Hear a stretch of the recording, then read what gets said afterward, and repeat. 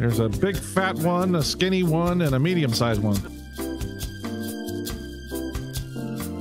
I love Formula Drift. No stranger to drifting, no stranger to competition.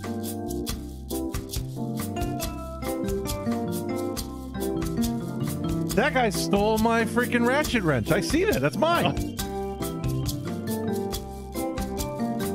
He rejects your reality and inserted his own. This is a stimulator, right?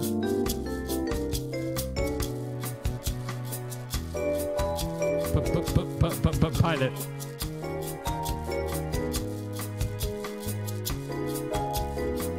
The pole petition.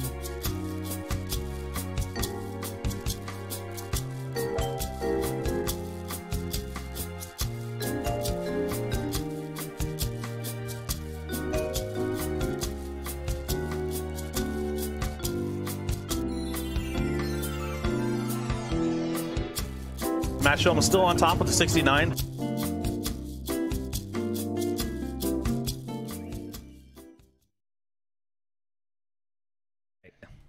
Hello, folks, and welcome to another episode of the Clippy Point. My name is Captain Ben, along with Mr. Oh, Paul, hey! Along with Tim Murphy. Oh, okay. You going through It's the just the almost awkward thing to do. What are you talking about? You've been doing this for like at least 2 years now. It's still really awkward. Oh, is it? Okay. Yeah, well, I guess. All right. Well, in this case, before we get started to the main show, just want to make a couple of quick announcements. We got word that we are going to be at the Drift Sessions is going to be at the NMRA event happening at Orlando Speed World. The hell is that? Yeah. Well, more information will come out, Okay. but we have been tapped to be the announcers for the drift demonstration. Mm-hmm. Drift Invitational. Yeah, Oh, drift invitation. Yes, correct. Drift Yes, Invitational. indeed. Yes, a Drift Invitational. NMR. What?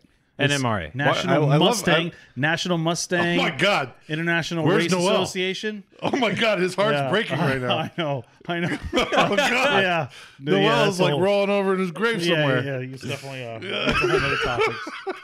Well, How come he you guys be- never tell me these things? we're telling you now. Yeah, but why do I only find out when I'm here? I don't know. It's like you guys are a couple, and like I'm just not a part of this couple, and I just don't feel loved don't feel anymore. loved. Surprise! Surprise! Oh, We want okay. to see your surprise because it wasn't guaranteed until. That's what you guys always say, though. Didn't want to tell you because we didn't want to break your heart. Well, we told you about. I'm not even going, so I don't even know why. You could go. It's in Orlando. I know we'll go probably, but Anyways, Yeah. okay. You want to do it? Do what? do it. Are we doing any other announcements?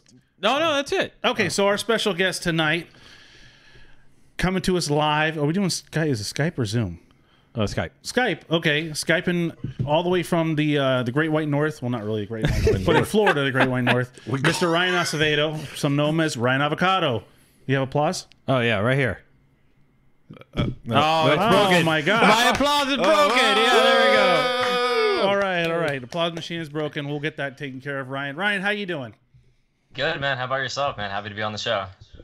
Doing well. You know, we are a little heartbroken because we're not going to see you as often as we're used to seeing you because Klutch Kickers is not going doing This the year. yeah, this year they canceled their season, so it kind of sucks. We're not going to see a lot of you guys as often, but hopefully we'll see you. I don't know if you're going to make your way over to Orlando Speed World for that. It's all Mustangs though, but Chelsea and Vaughn will be there.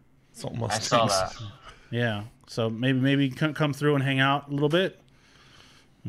So what have you been up to now that you found out Klutch Kickers isn't going down?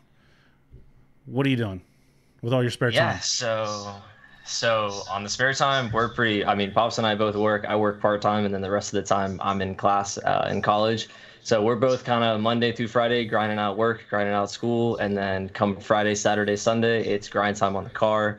We're trying to get the car ready the best we can so it can kind of just be a really competitive year for us. We're trying to take things a little bit more serious this year. Not that we weren't taking it serious before. We're just a budget father-son program building the car in a garage. So, we can only do things step by step as we can. So just kind of getting that ready, hopefully building a lot more stout car for the Pro-Am this year. So Okay. So so I didn't know that I mean, I met your dad, right? Because we go to events and everything. But does your dad have any history in racing or motorsports? So Acevedo actually has zero experience in any form of like motorsports or racing or anything. He's kind of spent like the last he's always been like a mechanic wrenching on cars and whatnot growing up. Okay. Started out in Texas, you know, just being a dumb kid slinging around old Chevy trucks out in the 80s and whatnot. But once he got here in Jacksonville in the 90s and stuff, he kind of started early 2000s doing like tune port stuff, which is like the early like predecessor LS stuff. And the old IROCs and stuff and whatnot. But he's kind of always just built like little hot rods on the side, like old Camaros, old trucks, but never anything like motorsport spec or for the purpose of being like abused on track and up to like a certain spec, just kind of like street car hot rod stuff. Oh, okay. But is he the one that taught you how to work on cars, like to start getting into cars, or is that something that you kind of found on your own? Yeah, so it definitely was more so on my own because he definitely wanted one of the kids to be into cars, and I was the youngest and I was the last hope, and I had no interest in cars literally until I was probably about 14 years old. Once I discovered drifting on like video games and YouTube and stuff and like saw people doing it, then I was like, hey dad, I kind of want to get into this like crazy thing that you're not going to understand, but it's really cool and we should do it. Right. Nice. Okay. So I didn't know how many brothers and sisters you said you have? How many siblings? We have a big family. So I have 3 sisters and technically 2 brothers. But yeah, so it's a pretty big family. Nice. Oh wow, that's wild. You don't really see that too often anymore. It's like because your dad is probably close to my age. I assume, right? Probably close to. He was born in '62, so. Oh no, okay, no, he's definitely. He's a little older. I was definitely a late child. Okay. So yeah, that's cool. So growing up with being the youngest and being the only one you said that's in the cars that got into racing. Yeah, no one else got into cars, just me. Wow. Well, that's exciting. I mean, I'm sure he's happy, right? Because every time we go there, he looks like he's having a good time with you. Oh, he's having a great time. It's like it kind of drew us a lot closer than we ever really were. I think growing up, I was definitely a lot more attached to my mom and whatnot. But then as I kind of started getting older and doing more, like dad style activities, car stuff, wrenching, getting dirty, that's when we kind of started clicking, especially like once we started doing the drifting stuff. That kind of like really, really brought me and my dad together. Yeah. Do you ever have any like awkward family Thanksgivings where your dad's bragging about you and like how everything's going? He kind of just sitting there, yeah, I'm doing this. Everybody's like, wow, that's so cool. And you have to explain drifting to a bunch of people that have no idea what it is. Does that happen? You know what? Not really. Dad and I try and remain like super humble about anything we kind of do in drifting and whatnot. And I don't really like to talk about it with people because I don't like being that like awkward guy where I'm kind of like explaining things and like telling people like, yeah, I do this. It's like kind of serious, kind of not. But we try and just keep it pretty chill and humble. Like, my family knows like what we're doing and whatnot, but we don't like go around talking about it to like random family friends and stuff. My mom is definitely a lot more on that side, but me and my dad kind of just like keep hush hush into ourselves. Cool. Okay, so let's kind of rewind a little bit. You said you're the first one in your family to get into any type of motorsports, and we were talking a little bit before we started the show how you were heavy into gaming, and then you kind of got into the car scene. Did you fall in love with drifting right away, or did you start going like drag racing? Was there any progression? And have you? Well, how did you even like? Why drifting? How did it even happen? How out of all the other different car motorsports, why drifting? Or how did it happen? So it really kind of just like fell into place. Honestly, it was one of those things where like I was in middle school, and I feel like when you're in middle school, you start thinking about, oh, like what's my first car going to be? If you like kind of start to develop an interest in cars, and I kind of like always loved JDM stuff once I started getting an interest in cars, but I didn't like think anything motorsports wise, right? I just wanted like a cool S chassis or something as like a high school car. And then I just stumbled upon it on YouTube. And I think actually, if I recall correctly, I stumbled across video game drifting, like Slap Train playing Forza, a couple other guys playing Acevedo, like in the infancy of like sim drifting on Acevedo. I saw that and then like realized it was like a real thing that like people are doing and getting into. And I was like, this is crazy. I want to do this. How do we make this happen? Right. And so you drive a 350Z, and that was I'm assuming that was your first drift car? Yeah, it wasn't intentionally the first drift car. Pops and I had built a little S14 with a SR swap that we did, just him and I and my uncle. Oh, wow. We built a little S14 with a S13 red top. It's full interior, absolutely mint chassis. Dad's like a stickler about building hot rods, like I said, so it had the whole 9 yards, like working ice cold AC, like it was like the creme de la crop, like street car. And then I accidentally blew it up behind some buildings years ago. And long story short, I put the car up for trade, and Mr. Rualdo from Rice and Bean Shenanigans, Rualdo Garcia, he hit me up and was like, hey, I have this Z, because I posted that I wanted like something to just get on track with, seat time. And he was like, I would love, the 240 shell with some cash on top. And the rest is history. Now we got a Z. There you go. So you are actually like, and correct me if I'm wrong, but for the most part, you are a product of the Klutch Kickers, right? Because you were drifting, and you were drifting at OSW, right? Or where did you start where did you do your first event? My first event was at OSW. It was Spring Break Bash 2019. But then Klutch Kickers is like really what seemed like brought that competitive spirit out of you, and you went from look like pretty quickly, right? Because that's where, at least where I know you from. Maybe that's because that's where we met, and that's where I've seen you go from, this grassroots kid that's just learning how to drift and just start progressing very quickly. Yeah. What are your thoughts on that? A little bit interesting about that actually is it's kind of actually the opposite from that. When I first saw drifting in real life and started discovering real drifting, all I cared about and watched was FD. I've never been a big guy on style, not that it's bad or anything, but I gravitated towards competitive driving. My favorite thing was FD. I mean, I remember being literally 12 and 13 years old watching Pat his first few years of FD Pro 1, and I'm like, that is the dude from Florida. I want to be that one day. So once we started drifting, the entire end goal since day one has and always will be to make it to the highest level of drifting. It was that was set from the get-go. I just think Klutch Kickers finally was the first thing that really was this is something with what I kind of think I can do at the time driving wise, and how the series and track is going to be. It was something that felt like we could actually give it a shot, and it was something that was attainable and at least able to just go out there and get experience in competition. Yeah, and it seemed like that's where it kind of helped you to it will put you in an arena where you can rub shoulders with people like Pat Gooden or like Kevin Lawrence and Alec Hunterdale and all these guys that have been killing it in the FD world. And now here Klutch Kickers gave you a place to sharpen your skills. Really an anomaly. And Klutch Kickers, it really is a shame that they are not doing this season. But now seeing all these high payouts, now you're starting to see these different events and these different organizers with money that you've never seen before. Klutch Kickers. What? No, I just wanted to add that. Oh, go ahead. It's interesting. Some people, the route that some people take, some people would kind of tip their toes on wanting to get into competitions and probably go local and then progress over to more competitions out of state and try to build that experience. But it just seemed like with Klutch Kickers and some of the other people, they were like, oh, let me just throw myself into the lines then. Let me just dive right in and see what I have. And I think for many, it worked out because they were actually able to pick up all these abilities and skills much more quickly if they were to go about it in a different way. And I think the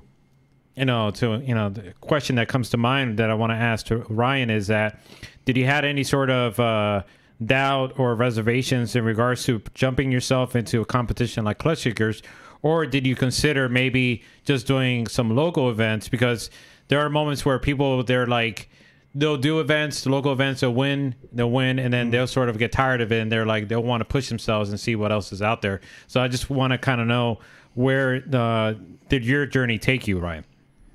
Yeah, for sure.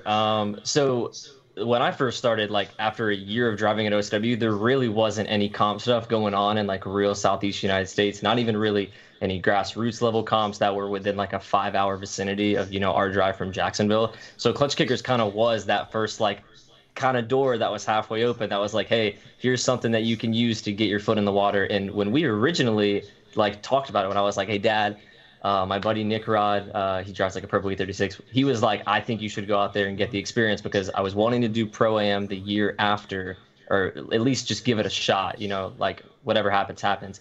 But Klutch Kickers was this thing where it's like, hey, we can drive 5 hours away and do a whole season of like what was advertised and what ended up being like a true equalizer of grassroots and like pro level competitive driving all in one. And then I think it just ended up becoming like the holy baby of competitive drifting, because it was this thing at the old track where it was like me and my 1 year of experience in a 250 horsepower Z, not even struggling to keep up with like an FD car at that like tiny, you know, technical track. It was really like such a unique thing. And even like have driven probably like 5+ tracks now in the Southeast United States, nothing has ever really compared to it in terms of like equalizer. Every track, you know, that I drive, I feel like we're trying to keep up with other cars. We're trying to add grip into the car. We're like, oh, we need to remove weight, add power. We're trying to do so much just to keep up. But it's like that track was a true equalizer. Like it just felt like you didn't have to change your car. You just kind of had to go out there and drive. And how you did was how you did. And where you put yourself on the track was where you put yourself on the track.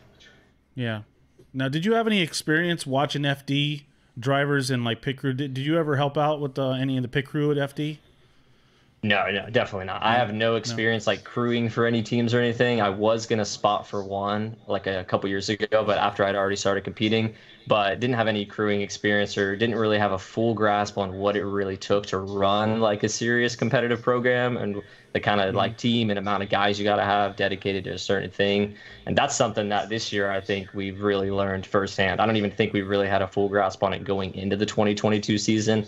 I think that was more so something that came out of balancing both Klutch Kickers and the Pro-Am. Yeah.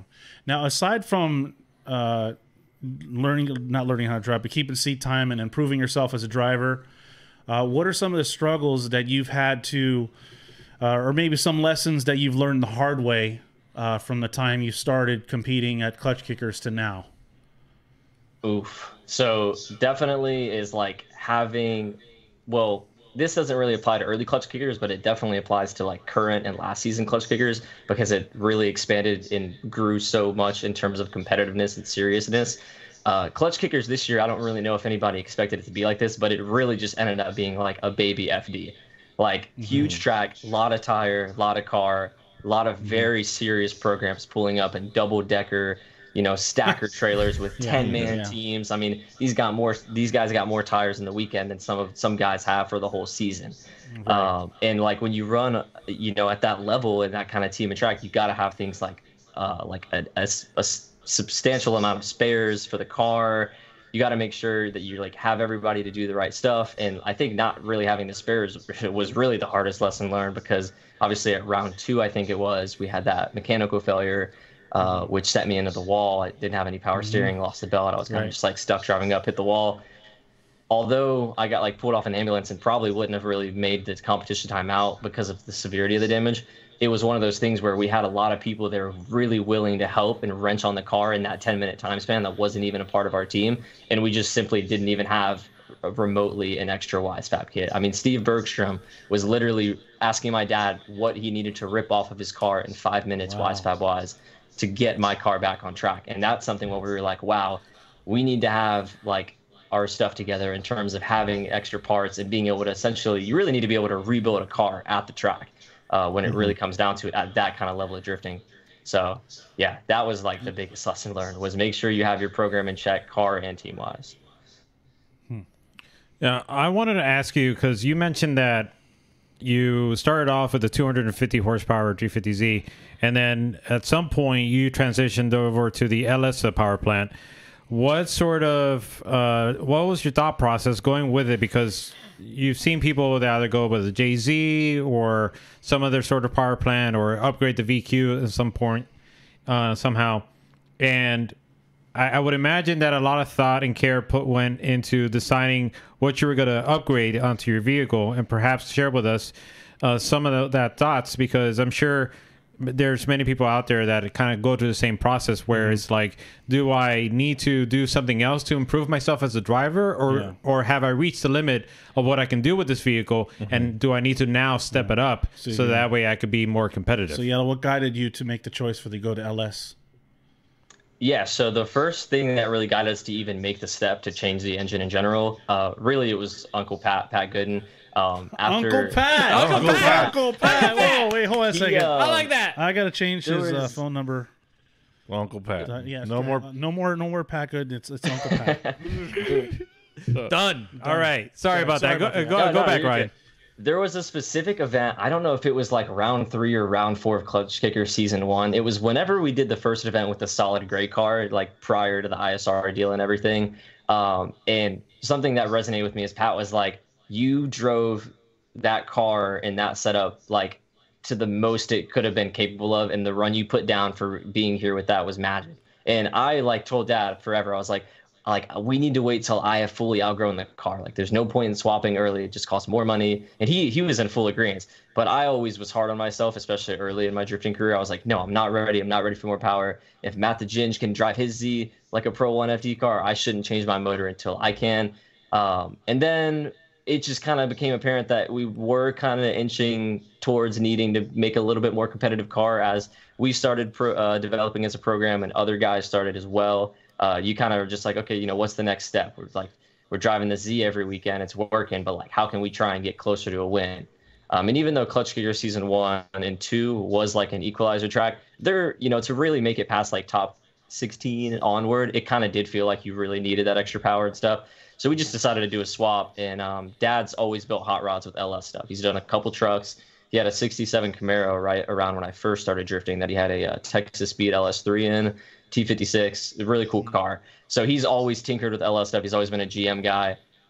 So I was obviously naturally just gravitated to that. But something I'm also a big proponent of is the choices you make in building your car should revolve around what you're trying to accomplish. And what we were trying to accomplish is the most amount of power and the most reliability we can to keep a simple father-son program on track without dealing with a lot of issues.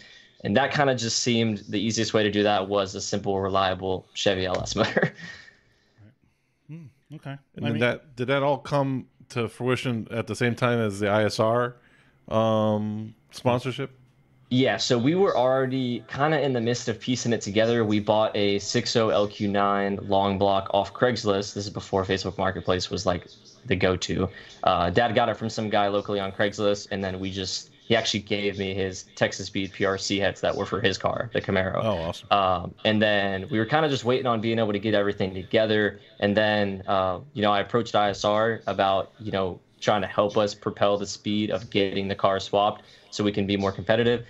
And thankfully, after the whole battle with Kevin Lawrence and everything, from that day forward, I had a really strong, healthy, and just a great friendship with all the guys at Njuku and ISR. They're kind of like a brother-sister company. So that really, I think, helped me a lot, obviously, being like real good friends with those guys and being close with Kevin. But I guess they saw something in me and took a leap, and they helped us get the swap done, made sure we could get it done before that round 4. We got it done in like a month, which is crazy to me because we just kind of did it in the garage. But yeah, so they were definitely a huge part of actually making that possible, because we probably would have had to wait till the off season to even get that original motor in the car. So once you did the LS swap, what did you realize now it's a whole different power band? It becomes like a whole nother machine now. What did you have to make other suspension adjustments once you added that power? We had a pretty simple car, and we didn't really grip it up, so we never really felt like we needed to make any crazy adjustments at the time. But I think that might have really just been due to our kind of lack of knowledge on what goes into setting up a car once you add the power. Because looking back, I drove that LQ9 car completely ungripped up and really loose, and kind of just it wasn't at what it definitely was capable of for a whole year straight. But that was kind of just something we learned as a learning curve. But then once we did this new motor with the 416 stroker, it's a lot more rowdy, makes a lot more power. Then you kind of start needing a better trans, so you can really just shift the thing crazy at a high RPM without missing a gear. And that also kind of goes into building a car around what you're doing. If you miss a shift on a run up, you're kind of toast in the chase. And that happened a bunch of times at Klutch Kickers once we did the 6.0 swap with the CD 009. It wasn't even a 9. It was like a CD001. But it always gave us issues on the run up. Like I would always have to like shift into third at like 2,500 RPM and just like let it rev out. Yeah. So that was one of those things where we were like, that was probably the biggest change that came from the swap is we were like, we need a drivetrain that like we can rev all the way out, bang into the next gear and just keep going. But we pretty much left the car really similar suspension-wise until we really started obtaining knowledge. And once I like started at BC Racing and whatnot and got in touch with Freddie Spec Tuned, who's like really knowledgeable on suspension, then we realized that we kind of needed to switch over to playing with different sway bars and different setups for different tracks, whether you're on a bank, there's an angle, learning to use double adjustable shocks. All that kind of plays into effect, and then it does end up needing to become a thing once you start adding more power if you're like really taking a serious competitive route with it. Right, because a lot of times the power plant is just a little part of the package, right? Paul went to did you go to Chelsea's school a couple months ago? I think it wasn't there. Did you go? You had that school? No, Paul went there. I didn't. And you were telling us a lot about like, well, he said it was mostly around sustainability, but how important suspension is. And I remember one time when we saw Chelsea, he was like, who was he going against? I forget who was battling, but he was falling back in his little Mustang, and it was you're like, talking about Klutch Kickers. Klutch Kickers, and he pops his hood, he makes a couple tweaks, the next thing you know, Savio. Yeah, it was against Savio. Yeah, he was against Savio. He couldn't keep up, and then he makes some tweaks to his suspension. We thought he was turning up the boost, but it wasn't that. he was tweaking his suspension, and then next thing you know, he was on his door. Yeah. And who has helped? So you said who are some of the key players or key friends that have helped teach you different setups and how to set up your vehicle? Yeah, so there's been 3 main outside of Pat. There's been like 3 main real people that have helped us. That's Freddie at Spec Tuned. Even though people think he's just a tuner, he's actually like a race car genius when it comes to setting up cars and whatnot and drifting. He has a ton of knowledge with it, and he's technically kind of usually in control of my shocks whenever I'm going to a track. I'm like, give me a setup that you think's going to work. And every time I go out there the first lap, it just works. I rarely make tweaks because I'm kind of one of those guys where I'm like, it's doing the job. It's good enough for me. I'm not trying to grip the car up to where I'm fighting it. It's handling right based on the course. Let's just leave it. But between like Freddie, Spec Tuned, Steven Tassinero, and Matt the Ginge, those guys have all collectively like really helped us piece by piece, just kind of get the little information we need on how to set things up and make adjustments and little things you can do to make your car faster, especially because ours is really heavy. So we're trying to like make them like as much grip and make it as fast as possible as we can. Okay. I had a question. So during your time at Klutch Kickers, was there a moment or was there a particular battle or driver that really kind of surprised you in your abilities to really kind of push yourself beyond what you were capable of? And do you recall that moment? Because oftentimes you feel like you've probably been in moments where you don't know if you were capable of entering at 70 miles per hour, but when you saw that perhaps you were at a deficit and you really had to push yourself to try to gain an advantage to sway the judges' minds towards your favor. You really had to do something out of the ordinary, something beyond what you thought was possible. And if so, was there a moment? Yeah, for sure. I think one of those moments this season would be my battle with Dirk Stratton on, I think, round 3. It was actually in the top 8. It was the first time we had ever made it to the top 8 at Klutch Kickers. We were all like really stoked and really excited, but then we're all also like on absolute like focus mode, like, oh my gosh, we made it this far. We already have to change tires, because once you get that later, it's like you got to be ready in 5 minutes. We're like, oh my gosh, we weren't expecting this. You get back out on track, and then I'm like, all right, I got to push like crazy hard. Like his car is way faster, it's way lighter. He's got a better tire. The car is like probably 800 pounds lighter. It's got way more power. He's a substantially better driver. So I was like, all right, we literally have to go 100,000% like that I can. And I pushed a little too hard, like trying to give like the absolute best chase I could. And I booped his rear bumper, and I thought I had hit him way harder than I did. So I like kind of just like bobbled off track, and it was like a huge mistake by me. But I think if I would have just gave him like a couple more inches, it would have actually been fine. But after that, I was like, okay, going into my lead run, I was like, all right, this is something that I can either like surprise him with and go lay down the best run that I've ever seen myself do at this track, enter as fast as possible, just give that extra little gas, maybe don't lift on that shift, just every little inch you can to really get to the, initiation as fast as possible, enter higher than I ever had, and just stay pinned. And I did that, and I was really surprised on the outcome. I don't think he was necessarily expecting it because he had kind of fallen down the bank just a little bit. I think it may have surprised him because our car, we really did throw a little bit of grip in it for that battle. I mean, we just aired down. We didn't do anything crazy. But, you know, if you air down 5 PSI sometimes, it's a substantial difference. You know, your car is bogging all of a sudden. But I think that was one of the battles where after I saw the lead run and I was like, wow, if I would have maintained composure in the chase and not fumbled it, my lead run was so far than what I had ever done all weekend that I actually may have been way more of a contender in the battle than I thought I was. And that's kind of one of those things where you kind of just have to learn to control yourself and contain yourself and be very composed in the moment with your decision making, like in the middle of a run. Because, you know, had I not got too aggressive, you know, the lead was a substantial difference in what I've been doing all day, that it might have actually allowed me to at least pull through for one more time. Wow. So I got a question for you. If you watch a lot of sports and you have a lot of different world famous athletes that have different like good luck charms or different rituals they do before battles, like maybe I don't wash my underwear like for a week before a competition, you know, stuff like, you know what I'm talking about. Like, these are my lucky socks. I never wore them. I only wear them when I do battles. Do you do anything like that, or what's going on in the cockpit of your car right before you go into a battle? I do nothing special. I'm a very I think on like a very logic based mindset. So I'm like, whatever I'm capable of doing is whatever I'm capable of doing. Nothing can change that. I can just push as hard as I can, and that's going to be the outcome. But Dad will tell you firsthand, whenever I get in the car, it's like I'm in a black hole in my mind. Like, I don't think about anything, but like, car goes where your eyes go. Lay down the best run you can. Like, I get in the car usually like really early compared to other drivers. I like to just sit there fully suited in with all my harnesses and everything literally as tight as possible, and I just sit there and I just think. I don't think about like what I'm going to do on the battle. I just like stare off in the distance. I get myself in like an accidental kill mode that I'm not even trying to channel, and I just kind of do that. And like, Dad knows not to we mutually know just kind of not to talk to each other for like the 5 to 10 minutes before going out. We kind of just get the car ready, give each other a thumbs up. I'm like, hey, is your fuel in the car? He's like, yep, we're good to go. And then I kind of just get in my zone, get strapped up. We get our little fist bumps. He tells me, love you, buddy. And then I just go on my way. Nice. Okay, so you do it. So it's like a little ritual, and I wouldn't say a ritual, but it is something that you do consistently. Because, like, we always notice Magic Mike, he'll be playing music, and I think Brandon Whitnick will always listen to music, see the head bobbing around. Everybody has their own little thing that they do.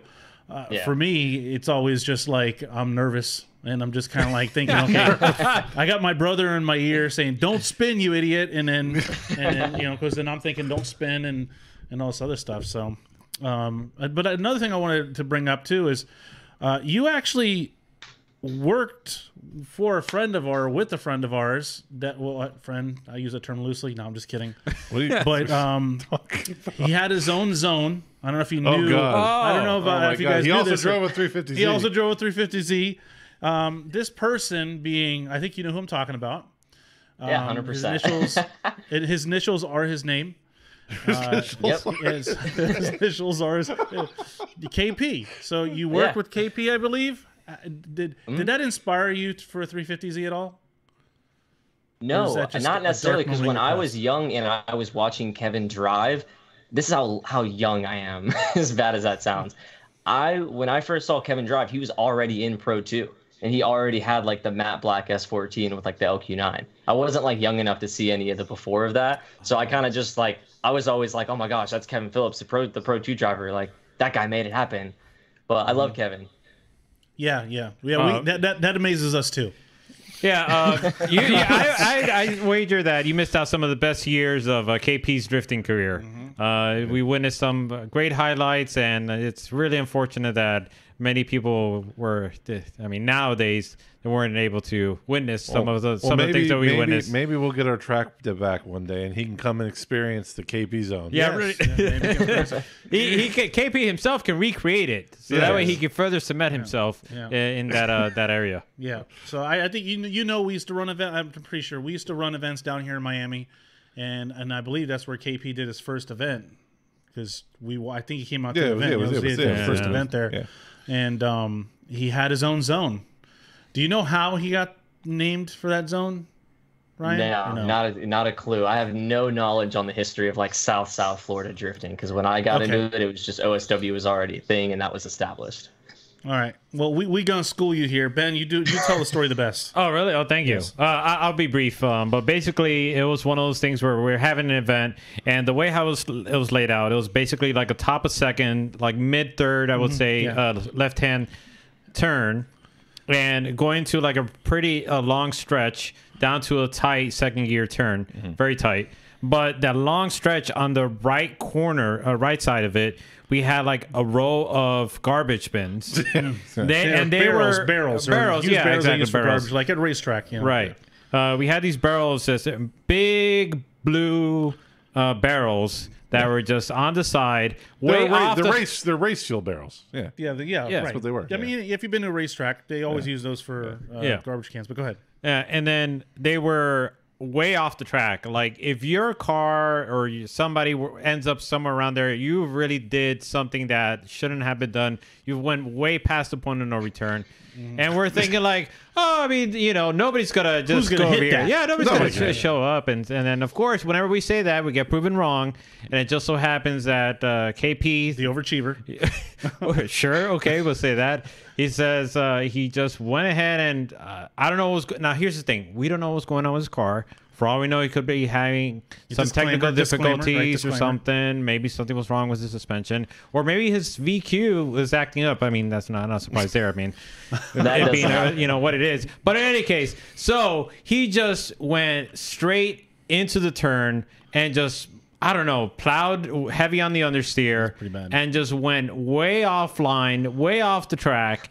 And the way how he just managed to hit this one barrel that was out in the middle of nowhere was that I guess he realized where he had gone wrong. He tried to correct it, but it just wasn't enough. And the way how he hit the barrel was the barrel hit the right side view mirror, and it hit it in such a way that the glass went inside the vehicle because he had the windows down, and the glass just went spiraling towards his helmet face. And with his visor was up. The visor was up, and it just goes and smacks him across the nose and just really just nails it in and makes him realize like, hey, you made a big mistake here, pal. Yeah, he done fudged the bucket.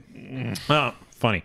But to make it more interesting, of course, KP, who he is, he didn't just leave it at that. He made sure to just go back to the pits and tell everyone and show everyone what just happened. Everybody knew what happened that day. Everybody at that event knew what happened that day. Yeah. And that is why it will forever be known, no matter what happens, as a KP zone.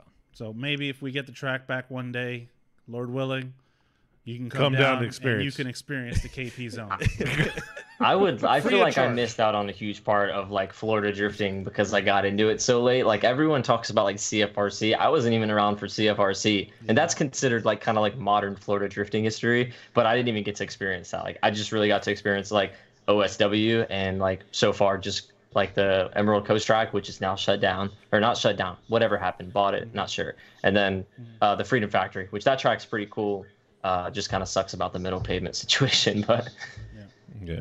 But I mean, I kind of envy you though, and your generation, because the following and the I'll say they're way better than we were ever. Yes, by far, you guys are progressing fast. No, you are progressing faster. Yeah. There's more events than there used to be back then. Like back then, when you would do an event, you could pay like $250, and sometimes you're lucky if you get 6 laps. And that was normal. That wasn't out of normal. So I really... The rest of the time is filled with people spinning out. Yeah, rest of the time, right. People spinning out, or somebody's not really paying attention running an event, and they're just like, oh, we're going to give everybody 3 minutes. Well, you have 40 drivers, right? Yeah. Everybody getting 3 minutes. You're not going to get enough laps. But my point being is that you're coming into drifting at a good age and a good time, because... It just it's more affordable now. You get more quality seat time, and you with the help of stuff like sim rigs and all the wealth of knowledge that you have. Like you have Uncle Pat and all the other guys in Juku and stuff, right? Love Uncle Pat. To be able to mentor you, and you can learn from. I mean, I actually envy where you are, and if I had to choose what generation to get into drifting, I'd rather be where you are right now, just because we have these great stories, but you have plenty of great stories, and you're gonna have great stories as the years go by. So don't feel like you missed out, because a lot of times we feel like we're watching you and we're missing out. Yeah, that's true.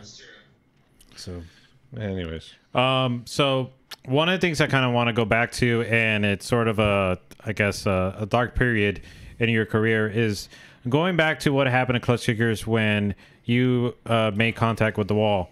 And the reason why I want to bring it up is that oftentimes people will go through that kind of traumatic event, and it will deter them from progressing forward. It would actually cause them to quit, and sort of, because they'll either get traumatized or too disruptive based on the experience. So kind of talk to us about what happened, and what was the outcome of it, and also what was your path to recovery, because obviously you took that experience, you learned from it, and then you didn't give up. You got back onto the driver's seat to do more events. Yeah, for sure. Going through something like that is definitely, it'll like shake you up for sure when you have like your first big impact, like with a wall like that, or even maybe another car. It like puts you in a position where you're like, whoa, like every time we try not to do that, this is the one time that it happened, and you feel the effects of it. You're like sore, you like can't even crawl out of the car, you're like, how much stuff's damaged, what's the team gonna have to fix? But I think from sim drifting, it almost made me immune to like, not immune, but it like desensitized me to like wrecking, because like all I did for 3 years on the sim was throw some virtual car at the OSW wall and total it every single lap and click back to pits. So the first thing I told Dad, like when I was in the ambulance, when they were checking me out, is I was like on the phone with him. I was like, is the car drivable? Because like the second these guys tell me that my heart rate's down enough to get back out there, I'm going to finish this battle so we can get like the car better and drive tomorrow. I kind of wasn't really fazed by it, honestly. I kind of just wanted to I think what I was really nervous about, and what really did actually kind of sit in the back of my head, is we knew that the frame was pushed in some, and I was really nervous that we weren't going to get the car back to in like factory frame spec, and we were never going to like get the car to drive the same again. And that like really didn't end up being the case. Dad used like a porta power in the driveway to like pull the frame back enough to finish the season, and we were able to get the car back into alignment with no issue. But that's probably the thing that I was like most scared of. Not really ever worried about hitting again. I mean, I know that it's just motorsports and that kind of thing happens. It does suck. It sucks financially because you got to replace a lot of stuff, especially if you're a low budget team. You're like, okay, we were going to do this upgrade, but now we're a month or two behind on that because we had to shell out and get like a new WiseFat kit. That's like exactly what happened to us.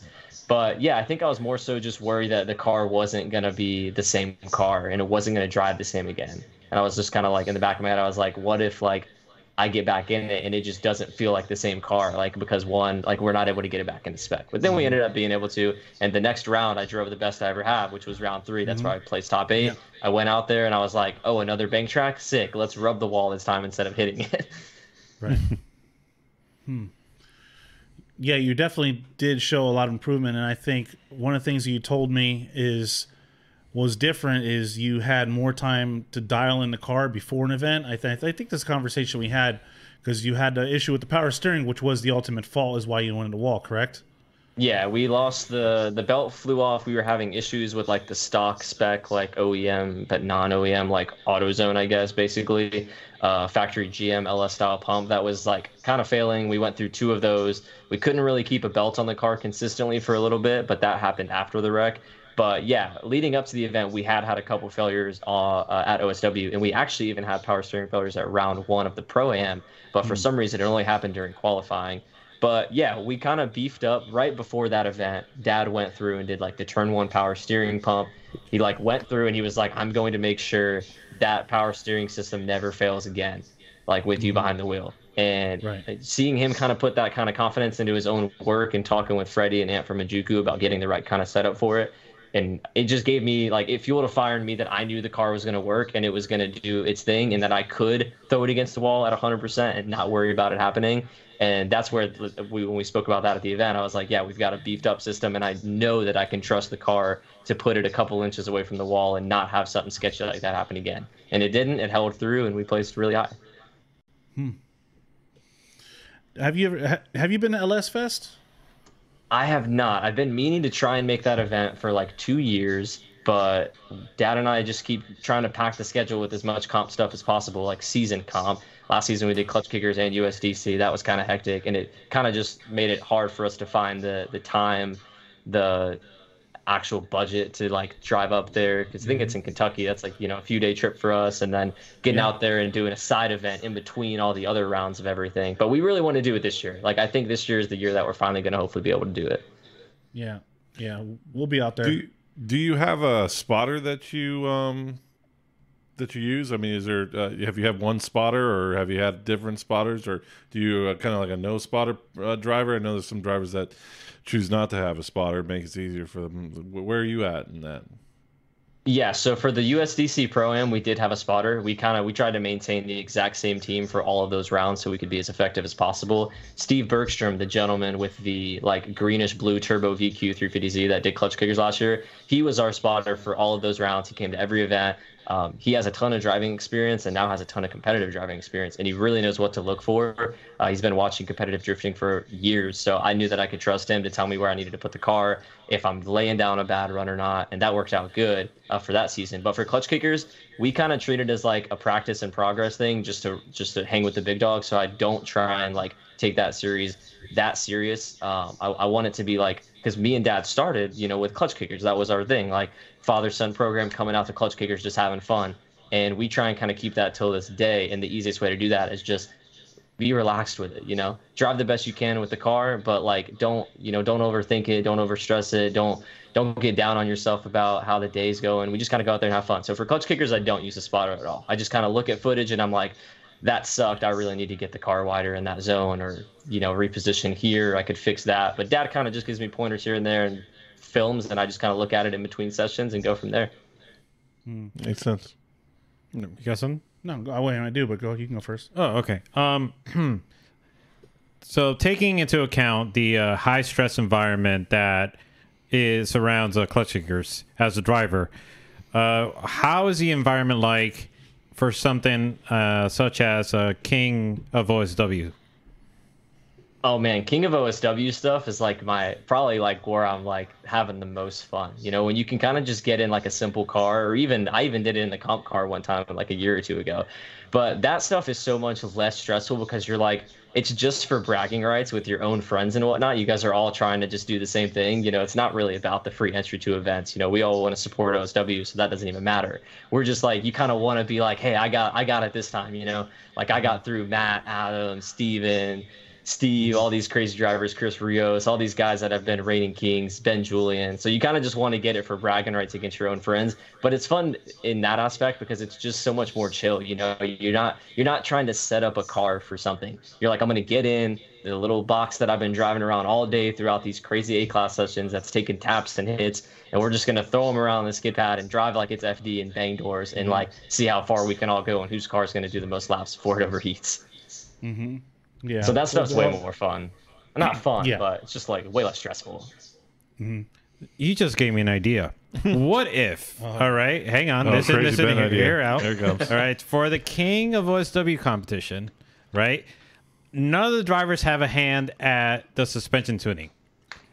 What? Yeah. Wait, what do you mean? Wait, what do you So mean hand? basically, have somebody that's not knowledgeable at suspension tuning go ahead and set up everybody's car. Set up everybody's car, and then have everybody go out there and compete with just setups that they're just messed up cars. All right, go instead of not a negative, go positive. Go positive. Positive, I negative. just decided to and then slam the back rear wheel, just that one, and raise all the others up. And you gotta.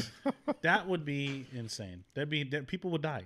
What are you talking about? OSW is safe. Yeah, I know, but I'm saying you're entrusting people that know nothing about suspension. Exactly. That's what makes it fun might be, and exciting.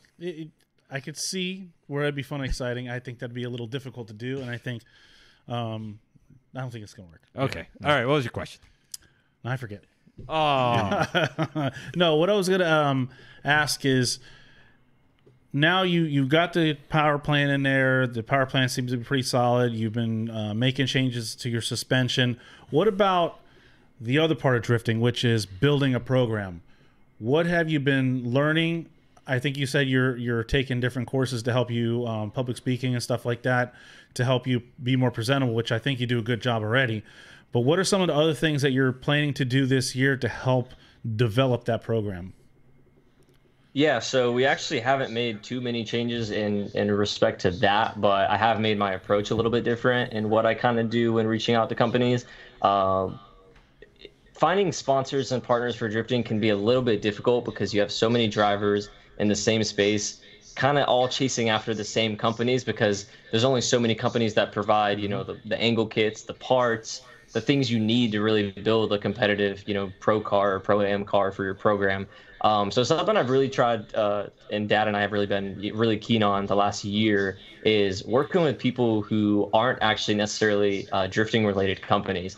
And I think that actually ends up opening quite a bit of doors. And if you can kind of market yourself to local businesses or businesses in Florida that maybe aren't necessarily automotive related, but they could appeal to the drifting audience and the fans watching it, whether it's, you know, you see things like this in FD with like Heatwave sunglasses, working with people like Matt Field and Adam. You know, this is a brand that creates a product that doesn't necessarily really benefit drivers at all, and their market cap and market space really probably isn't motorsports, but it's something that everyone as a fan and as a driver is gonna need at some point. You know, everybody needs sunglasses. So I think like people kind of stepping out of the box, and I noticed it in FD like a couple years ago, and it started to trickle down. But thinking outside the box and reaching out to companies that aren't necessarily drifting related is, I think, something that is like a thing of the future for like especially amateur level programs. I think a lot of guys shy away from it because they're like, oh, you know, this brand that makes product X that has no like tie to drifting, they're not going to want to sponsor some random race car. But I know from talking to some very close friends, you know, about some program details over the last couple of years, is some people end up getting quite a bit of money from, you know, companies that aren't necessarily drifting related. And you know, we've had success working with some non-drifting related companies and whatnot. Only a couple, but that's something, like I said, that we're trying to approach differently this year and try and give ourselves a better budget to just have a more effective program and car overall. Yeah, I mean, a lot of these. I mean, look at NASCAR, right? There's a lot of NASCARs that their sponsors have nothing to do with racing, right? It's not necessarily. When a lot of it comes down to maybe some guys don't want to put like palm olive on the side of their car, right? You know, what's wrong with that? Maybe not, right? Oh, I don't want to have a green car that says palm olive on it. But if they're paying for your full season and they give you enough money to buy the parts you need, then you got to be able to just go with it, right? So I mean, maybe some people don't want to do that. Well, you got Alberto with the Dental Group. Yeah, Alberto with the Dental Group, but you there's I mean, we have the energy drink, right? Red Bull and Monster and Rockstar. Doesn't what's her name have Celsius on her car? Colette. Colette Davis. She has Celsius on her car. So I definitely agree, and I would even go further is look at the demographic of the people that watch drifting and see what they're into, whether it be like T-Mobile phones or whatever it is, and chase those companies down, because probably a lot of people aren't chasing those companies down because maybe they don't want to paint, you know, do a livery like that. But every big company has to, they have money they need to put towards advertising. It's just getting them to give you the money. Every company has it. I got an idea to piggyback off your T-Mobile thing. Okay. Oh God! Yeah, T-Mobile installs a cell tower on your vehicle. On the vehicle. Yes. Yeah. And then now you're going to be a hit. People are going to follow you. They're going to want to know you. Yeah. You'll have cancer after the event, but you know, your brain will be fried because of the. No, not so much. You got some very dangerous ideas to I don't know what you're talking about. These are genius. Very, very dangerous. I got actually a question in the chat from Joseph, who writes, has Ryan ever thought about good long-term investments to help with drifting? Oof, that's a tough question, honestly. Man, I don't really know that there is at the moment too many like long-term investments in drifting you can really make, other than building the kind of right car and whatnot that you can maybe make profit out of your own car. something that my buddy Ryan Sovia does is he has this tendency to build really cool cars and then rent them out to people. Something that I've wanted to kind of maybe do in the future is similar to that. Rent out competition spec cars. I think like building a service where you can like rent a car or something. You see like Drift HQ doing it. I feel like that's really the only way you can create like a future-proof investment to where you can kind of build. But then again, then you kind of have to have a business built off of it, because drifting is such a small motorsport. It's more so of a spending motorsport than it is like an income motorsport.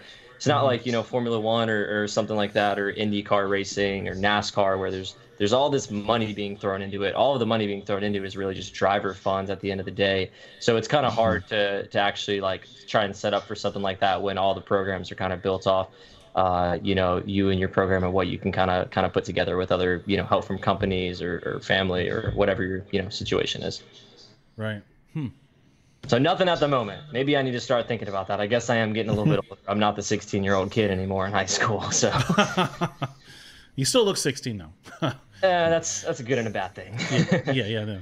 But yeah, going to trying to develop a program, but yeah, start chasing down different sponsors that look at the demographic and the age group that watches, and maybe focus on that. I mean that you can't go wrong with that, right? You don't know until you ask. You get your spot. I'm sure you already built like a sponsorship package, and get that together, and you just keep asking, keep knocking at the door, and don't give up. I mean, that's really the key. Sure. Don't get discouraged. I was going to ask something. Yeah, there we go. I just remembered.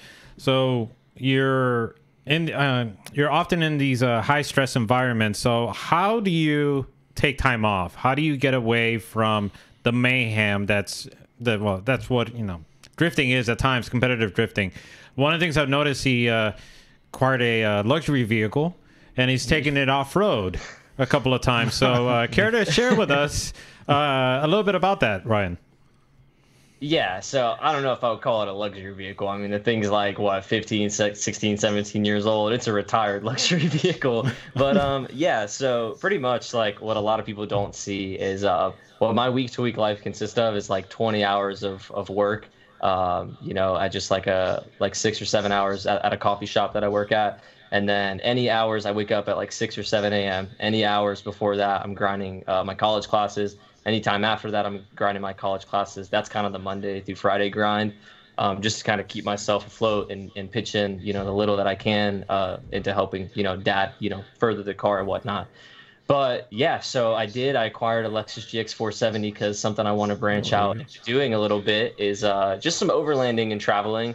Obviously, you know, I'm in school and I work part-time, so I can't, if I want to go see the mountains or something, which I still to this day have not really seen, I can't really just afford to go buy a plane ticket and go. So I was like, you know, why don't I get like a little off-roading rig that I can put like a tent on and just kind of go travel around the Southeast United States in reasonable distances and see all the cool things Florida, Georgia, North Carolina have to offer. And then the end goal with it is to be able to take the Street Z on an open trailer with it and travel to drift events and like not only camp in the car like off-roading, but, you know, camp at the track up in Englishtown or Raceway Park and do like the limited street series they have this year for competing. I think it'd be cool to take the GX up there with an open trailer and a VQZ, camp out at the track, you know, fry food in the morning on a little propane grill and wake up and go drive. Like, I think that would be really cool. So yeah, I've been doing kind of getting my little SUV ready for some off-roading for the little bit of free time that we have in between weekends driving. Yeah. You know, actually, there's one thing we actually forgot to mention earlier on, is you said you were going to do a little giveaway. we talked about it before, but we kind of forgot to mention that. How are you going to do that again? What do you have? You have like giveaway packs, or what are you giving away? Yeah, so our good friends over at BC Racing have supplied us with a BC Racing pretty much swag pack to give out. I believe it consists of the new like blackout shirt, blackout hoodie, the new like trackside handbook, which is really neat, especially if you're a driver, or if you're not a driver, it's still like a journal that you can use for kind of log all your modifications and what you do to your car, as well as the hat that goes with that whole collection. So if you guys want to win that, what you can do, take a picture of you watching the live stream right now or any point throughout the stream, throw it up on your Instagram story and put hashtag giveaway, tag Drift Sessions and myself. And then at the end of the night, I'm going to get everybody that has pretty much done that by midnight in a group drawing software. And then we'll draw the winner and I'll reach out to you on Instagram. Nice. Okay. Cool. That's Yeah. great. And that's the end of the show. No. I mean, there's a couple of more things. I got to tell you this. With Klutch Kickers going down, it sort of left this huge void, and it really just because we've been already exposed to 3 seasons of it, and we're already like getting mentally prepared For a fourth season, and it just goes under. Oh, hiatus. Takes a break. Yeah. Takes a break. I don't want any people thinking No bad anything. juju. Yeah, exactly. So we felt it. We've seen it. How everybody sort of now is trying to scramble to see like, what do we do now? Where do we go? What do we see and so forth. So, and I guess that ties into a question as I want to ask is, Brian, what do you see this year, 2023? What are you looking to do or see or compete at? And tell us. Yeah, so competition-wise, I mean, we're going full-fledged into, at the moment, the USDC Pro-Am. We were really, really originally looking forward to putting a lot of time into Klutch Kickers and trying to be more competitive for that and just kind of have a little bit more lax, like fun-sided competitive driving. But like you said, when that news dropped, everybody was kind of like scrambling to figure out like, what are we going to do? What competition series are we going to do? I would like to do like the Gambler series, but that is kind of, we're a low budget program. That's kind of like, it's a lot of driving. It's a lot of traveling. The whole thing about Klutch Kickers that benefited us all the time is that it was here in Florida. You know, we can leave after work on a Friday, come back on Sunday, be at work again on Monday, you know, Dad and I, and it was something that was cheap on travel costs. But for this year, we're planning on doing the USDC Pro-Am again, going full-fledged in that, trying to get a license. And then I would love to do a couple of events like the Gambler. I'm going to try and do the October one because that's kind of after the USDC season. So we can squeeze that out. I want to take the comp car up there to that like Outlaw Unlimited series where there's like no rules. You just kind of run what you brung. That would be really cool. And then I want to do I want to also bring the Street Z up there and do some of the fun events like the 235 limited class that Chris and them are doing over at Englishtown. I think that'd be really cool. I think it's kind of like a very similar thing to what Klutch Kickers did at the start. So I'm kind of really curious to see how it goes because, you know, you got these limitations, you know, you're putting tire limit and stuff. It's kind of goes back to, okay, are we going to see like another grassroots competitive comp that has got a little mix of everything? So I'm really excited to see what kind of goes down at the Englishtown thing. It seems like it's going to be a pretty promising like 2 series thing. And they do great event hosting up there and have a lot of their stuff like together in terms of the organization. So I think it'll be flawless stuff up there, and I really want to go see it. Dad and I both want to. So, what about that Catch My Drift? Are you gonna try to make that? I saw that, and those do seem appealing, but the schedule kind of seems to not necessarily align with the events we're already planning to do, and then we're trying to account for time in between events to work on stuff. Because last season, doing both series, we didn't really have much time at all to make any progress on the car in between events because, you know, it was like, oh, Klutch Kickers this weekend, and then in 14 days, we got to be back to Sebring for, you know, USDC. And you could only make so many changes in that time when you're like a small team. And, you know, Dad's like the one primarily wrenching on the car. You know, we're limited on what he can do literally time-wise, trying to balance 2 series. So that kind of just throws a wrench in it. But the Catch My Drift stuff, it seems really appealing, but the schedule stuff I just don't think isn't gonna really line up for what we're looking to do. So I think we're unfortunately gonna have to skip that stuff. It is gonna be interesting though, not to kind of go on a tangent, but to kind of add on to that, you know, we see Klutch Kickers falling out this year, taking a step down, and then all of a sudden there's a lot more like big money series coming out. And it's kind of interesting to see how those are going to play into the effect of Klutch Kickers Season 4 when it does come back next year. Because my concern is like, you know, I mean, I guess it's not really a concern. You know, we want the drifting community to grow. But what if there's all these other 50K shootout, $100,000 series that start popping up and, you know, it kind of just leaves Klutch Kickers in the water because it's hard to really, you know, maintain that level of relevancy when you're not hosting events. And I'm just kind of worried about that because I love the Klutch Kickers staff and what they're doing. And I think they have a really great outlook and organization on the rule sets, the energy, and the whole kind of, you know, theme of and like motive behind their event. So I just really hope that those don't like kind of tank Klutch Kickers and put it on the back burner for all the other drivers and spectators. Yeah, to add to that, I actually think you touched on something, and that's organization. I think that if these other series that are trying to do these high payout events, if it comes to, if it happens, it'll be known that if they're not well organized or the drivers don't have a good experience, whether if it's the judges or the rules or just the general vibe of what the event had to offer, I don't see how Klutch Kickers won't be able to recover it when they do decide to come back. It just had that secret sauce, There's something about Klutch Kickers that just all of it made a lot of sense, and it really just was very fluid. I think they're one of the only series that really had their own live stream, right? I mean, now you see some of these other events have a live stream, but I mean, Klutch Kickers really pulled off the best grassroots live stream, I think, that I've seen.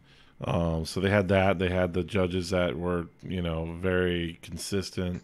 And then the track team was always, Zach and everybody that worked for them is always really top notch. You know what I mean? Yeah, very professional. Definitely. Yeah, professional, and just they knew exactly what they were doing. They had a lot of experience, and it was just hard to get that amount of teamwork and just organization. Yeah, so hopefully all these other guys are able to file suit and be able to deliver the same way Klutch Kickers was, because like Ben said, if they don't, it sucks because the drivers will make it known. We've seen it in the past. When we first heard of Klutch Kickers, one of the things we were all skeptical about, because we've seen a lot of series attempt to give money out or make these promises and not deliver, and left a taste in the drifters' experience when it come to non-formula drift or sanctioned competitions, like these grassroots kind of competitions that popped up, that people didn't want to do them because they didn't know, where are you going to get the money? How's it actually going to end out? But Klutch Kickers, they came through and they made, they did what they said they're going to do, and I'm hoping that's going to be the same for all these other organizers. Are going to come out there, they're going to bang out these events, people are going to be happy, and they'll at least be able to fill that void that Klutch Kickers left, right? Yeah, definitely. We actually have another question in the chat from Joseph, who writes, is Ryan going to venture to other motorsports as well? Okay, that's an interesting question. I don't necessarily know if I will anytime soon.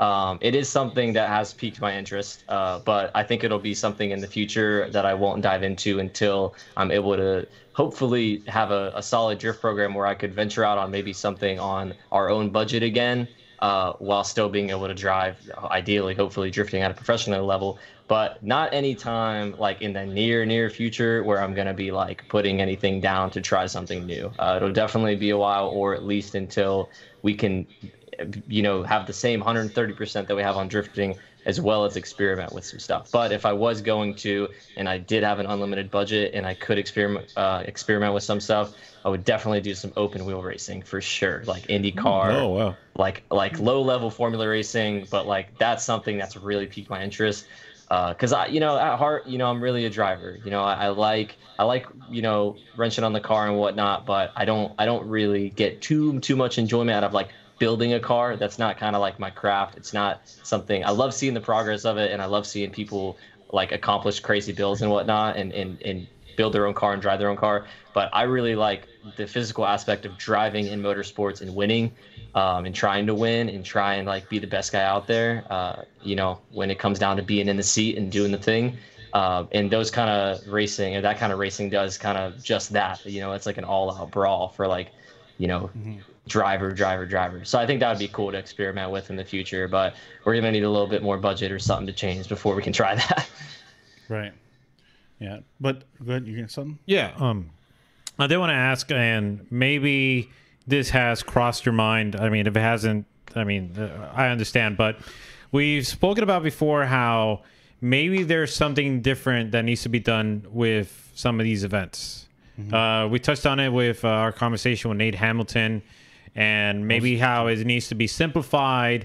And with some of the other series, perhaps there needs to be more focus on the show aspect of it to make it a little bit more entertaining. Now, if you had a hand, Mr. Ryan Acevedo, at hosting an event, have you thought about perhaps what you would do or how you would go about in running it? Yeah, not something I've pondered too much because I'm trying to just stay on focus on the track. But, I think a lot of series are doing the rule set well and the judging style of things well. I think drifting is one of those things where it's always going to have to be a judged motorsport, in my opinion, because there's just so many factors in the way that we view competition drifting with the whole line angle style system. There's so many little key moments, little tiny bobbles sometimes that are the deciding factors in a battle. And if you start using like a technical system, how do you determine that, like, checking all the boxes on here, something electronically or something crazy for the future, because obviously, things develop with time, just like we see in other motorsports. But, with the nature of drifting being like consistency and smooth and no bobbles and fill in all your zones, how do you start to take those into effect without having like a judged factor into it? But it also is hard, I feel like, is like struggling to grow because of that. A lot of people that are into motorsports, I would argue that probably like more than half of F1's fan base like didn't grow up in racing, they're not like full on racing enthusiasts. I've met so many people that are just like regular people not into cars, but they wake up at 4 a.m. to watch the next F1 race, as soon as it's on. And I think that you, Ben, are absolutely right. And when you say that there has to be more put into the show, obviously we see this in other motorsports. It's like the viewership is what brings the money to allow these organizations and these events to pay out well, for there to be an opportunity for drivers to receive a salary, to where it's not like, sponsorship rollover money is the little bit of excess that they're making from driving. There's got to be something to where you're able to pay these drivers, and what that comes down to, and you see it in NASCAR, you see it in Formula One, you see it in Indy racing, you see it in football, you see it in every form of other sport that's broadcasted. It's gotta retain and just constantly draw in more people, and it's gotta be entertaining for the show and for the people, because that's what the numbers are based off nowadays, and that's how TV programs and channels all get money. So the show has gotta be, I think, what needs to like really be the next serious change for a series that's trying to grow to the next level. There's gotta be something that happens. I don't know what it needs to be. I don't have like a marketing background or like any sort of stuff with like television broadcasts or anything, but I feel like there's just got to be some massive changes in the way that it's given to the audience to grow, because if it's not delivered to regular people well, the sport's not going to grow. There's only so many people that get into the driving and are drivers, just like there are in every other little motors or every other big motorsport. There's only so many people that do formula entry level formula racing to get to F1, but because they market it so well and they make it such an appealing thing for the average person to watch, you've got this insane fan base following this stuff. I mean, people just on Netflix watching the Drive to Survive that have no interest in racing, they've never watched any other form, but they're hooked and they're captured and they find an interest in a series and they're buying merchandise, they're paying for whatever, and then it helps the sport grow, and then it allows drivers to get paid. And that's what I think is going to be the next level, is whenever somebody can figure out how to capture the show and capture an audience. It sounds like you're saying we need to take the WWF and incorporate that in Yes, drifting. sir. I think that's what you're saying. Maybe That's what you got. I think that's what I heard. You I have heard WWF lenses. we need folding chairs by the start line.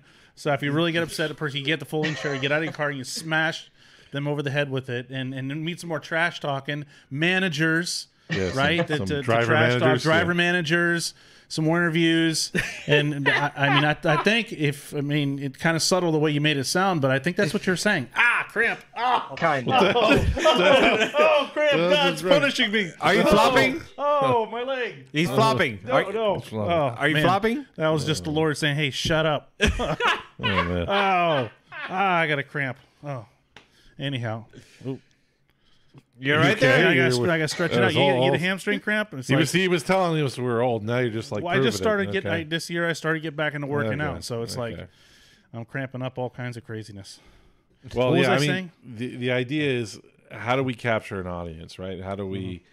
I mean, I think the problem with drifting right now is that you have a lot of people that are new to the sport come in and watch it, and then they don't understand why one guy lost and the other one won. When they're looking at it, they think that that person looked like they won, they can't make the. We need to make it easier for. Yeah, that's more so to what I was tell saying. who the victor is. Definitely. So, I don't know how to do that. Yeah. I think we've asked everybody on this that comes on the show, how do we make drifting more popular? Because we don't want to see our sport die out. We want to see it grow into something new. I've been saying something completely opposite. I think it needs to be like an exhibition style type stuff, but that's me. But No, but there's a place for that, and you see that now with like the LZ Invitational, and that the NMRA. Yeah, there's a lot of letters. You got some time to work on this. I got some. Yeah, I'm gonna have to make sure I get that right. But that's an invitational. Right. You do have your invitational events out there, so that's basically like an exhibition, right? Even LS Fest. LS Fest is really not serious competition, right? They don't do qualifying, right? that's what I'm saying. Eliminate qualifying. Pick the drivers that are going to battle. I mean, come on, everybody I think can like no protests. No, but no. What I'm saying, if you wanted to set up battles, you would know who you wanted to put against who, right? I mean, Yeah. you'd want to put Taylor Ray versus Taylor Hole, right? I mean, come on. Yeah, that's the battle you want to do. So I mean, everybody would have their own set of people that they would want to do that and like set that up as an exhibition. That's what I think would be more entertaining than watch this battle of these two people. They've been battling back and forth. I mean, that's when we start screaming at Klutch Kickers. It's because this is a battle that is like, that has happened, or this one's won, the other driver's won, and now this is like the tiebreaker.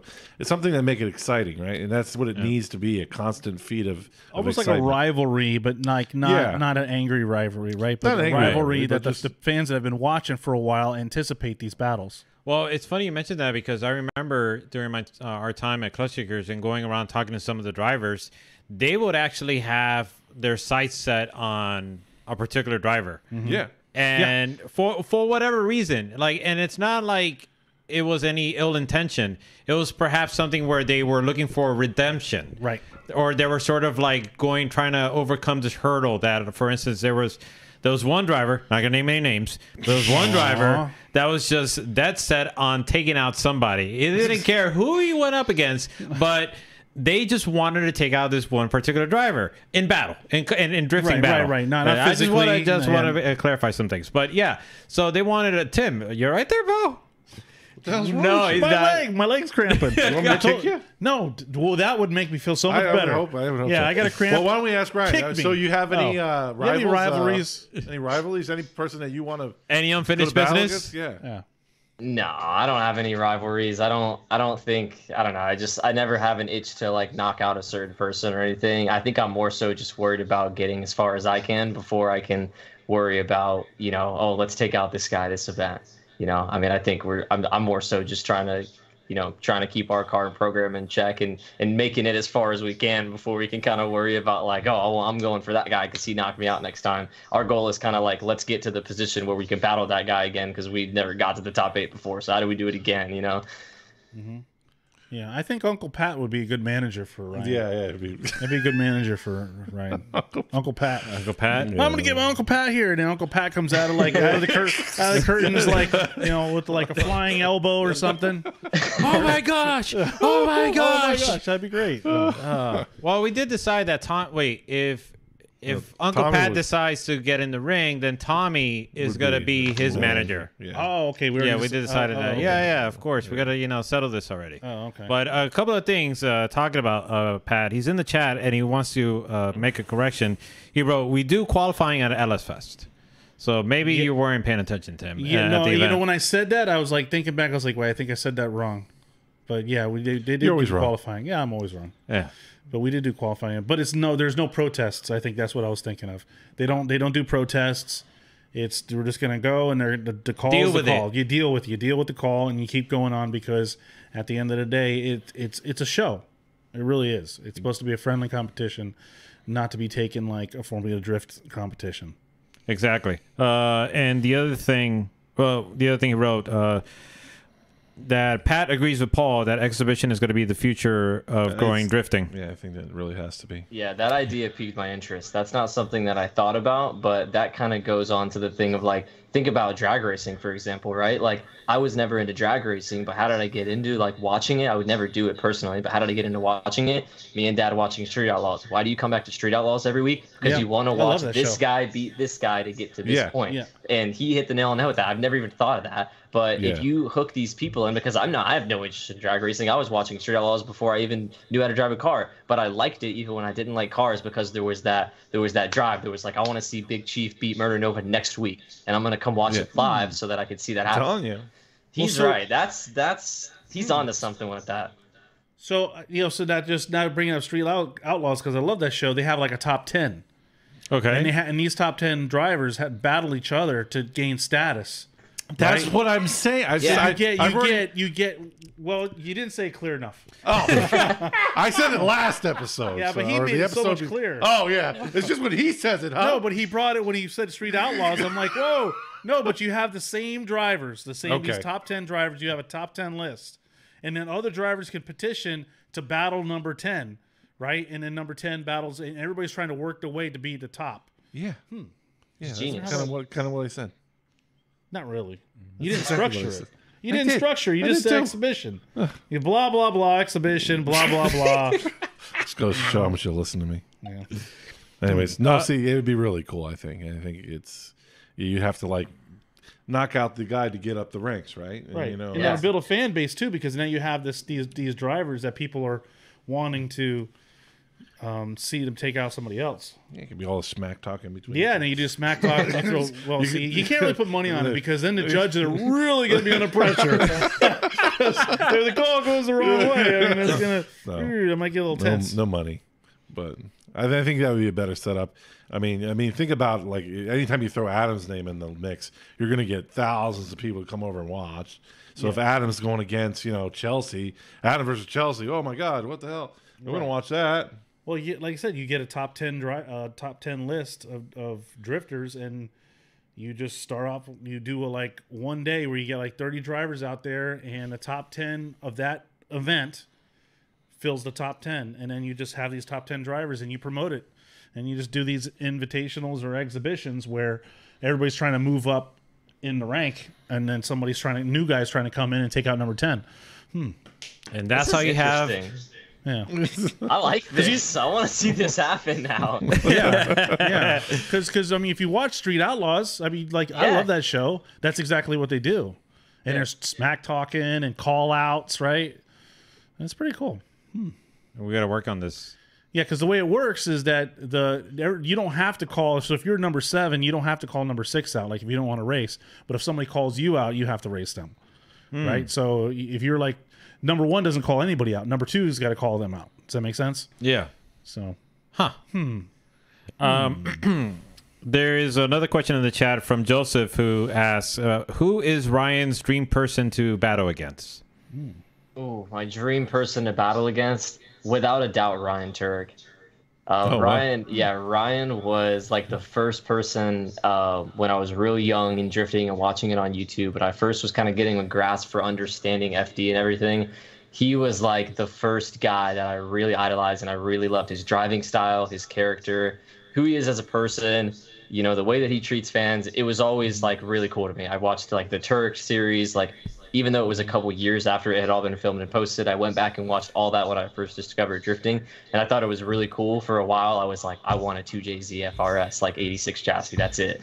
But yeah, and then I met him the first time I went to Formula Drift when I was, I want to say 13 or 14 years old, and it'll resonate with me till this day. My dad and I looked at him, and my dad looked at him and said, he wants to get into drifting, and he's like really set on it. And Ryan looked at my dad, and he was like, you're gonna make that happen. He was like, you can do it. You can. It's not one of those cliche things. It was like you could do anything you set your mind to. But he was like, get out there when you can, as soon as you can do it and make it happen. And that always kind of resonates with me. Anytime I'm, even when I'm just getting back behind the wheel, I'm like, kind of look how far we've come. It all starts from like a stem like that, with someone like that really looking you in the eye, someone that you idolize, that you see on YouTube and TV, and like that's like the figure for you, and they're telling you like don't give up on your dream, kid, because we were all just that kid with a dream. Anybody who's ever made it to the top of something, whether it's a sport, celebrity, they all started as just a kid without that hadn't got into what they're famous for. And I think like everybody's got to kind of needs to carry that mindset, because everybody's capable of everything if you just set your mind to it. And as cliche as it sounds, like that's how I look at drifting. I'm like, there's no reason I can't be, you know, the next James Dean. It might take me 10, 15, 20 years, but if I just dedicate everything to it and listen and soak up all the information and advice I can like a sponge, why can't I be that next person, you know? And everybody can be that next person. Yeah, absolutely. I got a question for you. A couple more questions before we wrap up. It's simple. If you could go to any track in the world and drift, spend like, you know, a week there, what do you have a track in mind that you would want to go to that maybe you just always watch videos and you're like, oh man, that's the place I'd want to go if I can go anywhere? Yeah, for sure. Two definitely stick out to me, and one of them is probably going to sound really boring because it's not like a crazy technical track, but Texas Motor Speedway on like the 2018 era, like FD layout. I absolutely love that track. Like the straight run up, grab the handbrake, literally stay pinned the entire course, and there's a couple opportunities for you to throw some big angle and style in there.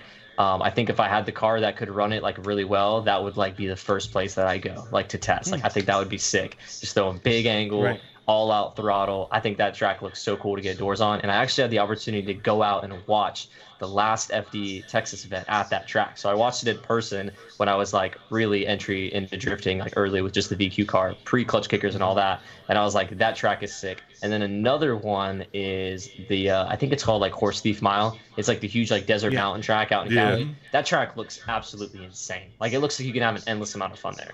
Like it seems like there's like no chance of a dull moment. The elevation, I see them packing it with like 6-car trains, like all high horsepower cars. I'm like, what are these guys doing? This is insane. It's like so different than what we do on the skid pad. But like I want to get out there and try that at some point.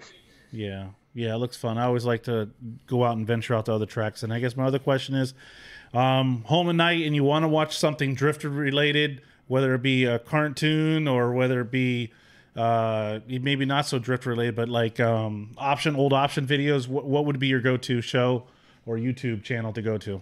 Man, I didn't really dive into anything drifting wise, and still don't unless it's on YouTube. All that kind of stuff just like never really appealed to me. Like the old option stuff, I was kind of I mean, I don't even know if I was born when that stuff was like really becoming popular, but definitely I like to branch out and watch a lot of stuff, but I really like watching Chelsea's videos, just because, like I said, I like to view things as like if you're a sponge and you can absorb everything, then you can apply that to yourself and your own program. And what I love about Chelsea is he's one of those guys where he doesn't try and gatekeep secrets, and he doesn't try and hold on to some piece of advice or knowledge so that other people can't take it for themselves and learn and make themselves competitive. And you know, he drops all these videos with all these like technical tips on how to set up your car. Advice on things for like running programs, and that kind of stuff is really cool to watch to me, because it's like while I'm watching it, I'm just like, how can I apply these to our program, and how can me and Dad learn from this and try and take our stuff to the next level and just be like more effective overall. So 100% Chelsea's content for me. Yeah, it's one thing that, you know, I love Chelsea that he does those things, and I think that he still does it after how many years he's giving advice to people, and they just kind of like, they kind of shrug him off. They don't want to listen to him, right? Yeah. So you can definitely props to Chelsea for still having a heart for the drifters and trying to spread the knowledge. Yeah, Paul said that he was wrong in a lot of things since he took his class, right, Paul? You want to elaborate on that? I was wrong in a lot of things? No, that you said that Chelsea was wrong in a lot of things. I said Chelsea was wrong? Yeah. You don't remember? No, I don't remember that. Oh, man. What did I say she was wrong about? I mean, I don't know. You got to look back at a couple of episodes. I don't know. I don't know what he's talking about. I'm just messing with you. I think you're messing with me. I didn't say anything bad about Chelsea. All right, Ryan, give a shout out to your sponsors and anybody else that you want to say thank you to that's helped you with the program. And there you go. Yeah, for sure. Obviously, the first and like biggest thanks goes out to my mom and dad for pretty much believing in me and you know, dedicating 195,000 million% of their life and what they do into trying to give me the best opportunity that I can to really make something happen. Just the fact that they believe in me enough to dedicate their whole, you know, life and extra spare time into going to the track and, you know, better in the car and putting me in a better position to where I can try and make something happen. that means the absolute world, and it's something I'll never let go of, and it's something I'll always cherish, and hopefully one day be able to provide with my kids. But for our program partners, huge thank you to ISR Performance, BC Racing, Spec Tuned, Grip Royal, Kanzai, Locals Pub, Radium Engineering. All these guys like came on board and believe in us, and give us what we need to try and stay on track and remain as competitive as possible, and just try and make the dream happen. And they're believers in us, and we're believers in their products and the services they offer. And I'm glad we're able to make a mutually, beneficial partnership to try and grow drifting in our program and their company. And I think it means a lot. So thank you to all of you guys. Yeah. Well, we talked about the giveaway, so that anybody that, we're ending the show, so we're going to be ending the show soon. So yeah, that's the last chance. I did want to. Well, we're going to go over one topic after after we leave you, Ryan, we're going to go over one topic. So what's the giveaway again? So then people still have some time to enter. Yeah, so for sure. All you need to do is just take a picture of the stream. Doesn't matter if I'm on it or not. Just a picture of you watching the stream, or a screenshot if you're on mobile device. And then tag at Drift Sessions and at my Instagram at Ryan Acevedo, RyanAcevedo on Instagram story. That way we can kind of keep a log of who mentioned us. And just put hashtag giveaway as well as mention both of us. And then, I'll get you set up and entered. And then I'll have something drawn by the end of the night or tomorrow morning once we kind of fizzle out people entering. I want to give people as much time as possible. So. Well, Ryan, I want to thank you for your time here. It's been an honor to watch you grow as a driver. And we're excited to see what things are going to come for you in the years to come. And we know you're not going anywhere. And we love your dedication. And like I said, we just look forward to watching you grow old like us and be out there. And who knows what the world has for you, what the future has for you. So keep going the way you're going. And we're definitely proud of you, the way you're doing, going now. And I appreciate that so much. You guys have been a huge part of everything. I love seeing you guys at the track. You guys were some of the early guys that really tried to interview me and give me a little bit of media content, just a foot in the door to the drifting community on social media. And I really appreciate that from you guys. You guys being veteran drivers and seeing something in me to talk to me and create some content for me for social media. It means a lot. And even now it still means a lot, so I appreciate that a lot. Seriously. All right, Ryan, we look forward to seeing you hopefully soon at the next event. Yes, sir. It's good chatting with you guys. All right. Thanks, Ryan. Have a good night. All righty. Have a good night. All right. What's the other thing you want to talk about? Yeah. Well, so, he sent us a list. He sent us a list? He sent us a list. I don't even know. Oh, I'm gosh. going to turn the TV off because I have a pause, Ryan. I got it. Hang on. Let me wait. What's the list? I gotta fix it. Don't worry. Okay. Yeah, just give us a quick moment, folks, while we get resituated again. Yeah. So that way everybody knows it's... There's a lot of different Well, so while you were doing that, Paul, you ordered a body kit for your car. I ordered some really crappy fiberglass. Did it come in? No, I haven't heard it. I haven't seen So it how do yet. you know it's crappy? It's every review online about JP fiberglass is horrible. Oh, really? But it's okay. It's okay. It's a body kit for a car that really doesn't have any body kits, or at least nothing that looks decent. So, and you get to wrap it. So, and I love BN, so it's like a BN style kit. So I love BN styles kit. I'm an old school kind of BN guy. So it's gonna look. I think it's gonna look good. I mean, it'll be that 20-foot look. Yeah, no, that's all you need. Well, look how my fenders. This is how I'm not really doing much. I don't know if you can see in the camera, but. Yeah, I'm not really planning on do too much, but just wrap it, and it'll look good driving by. You won't even notice. Full of Play-Doh. Yeah, full Play-Doh, right? Yeah, and my car, I'm really excited because it's really getting close to being started up, like closer than ever been. A moving metal sharp object. Metal sharp object. What's what he keeps saying that? But anyhow, I just got to run the water lines. You put windshield in before you can call it like running. Well, I'm talking about if I can get this thing started, and I could get it to the dyno without. But I can get it to the dyno without a windshield. I feel like you say running and you think all the rest of the stuff is just going to grow on it. Like it will, like mold. Yeah, it's just like mold. Like it's just going to grow just up. like mold. Like as soon as you get it moving under its own power, as soon as I start the engine, it'll start putting its windows back on. Put the windows back on, and the AC will get installed. I know, but I'm just saying, it's about ready to go. Yeah, it is about ready to go. The interior's. I just got to put the seat back in. Yeah, that's it. Okay, you're almost there. Home stretch. I'm almost there. Yeah, closer than I've ever been. But indeed. Yes. Okay, so one of the other things we wanted to talk about is that this here we go. There's actually been an update with the Catch My Drift website. Okay, sweet. So as you recall, last time we checked out the website, there wasn't a lot of information, but one of the major things that popped up was, I believe was a judging criteria? Yeah, that wasn't there before. Right?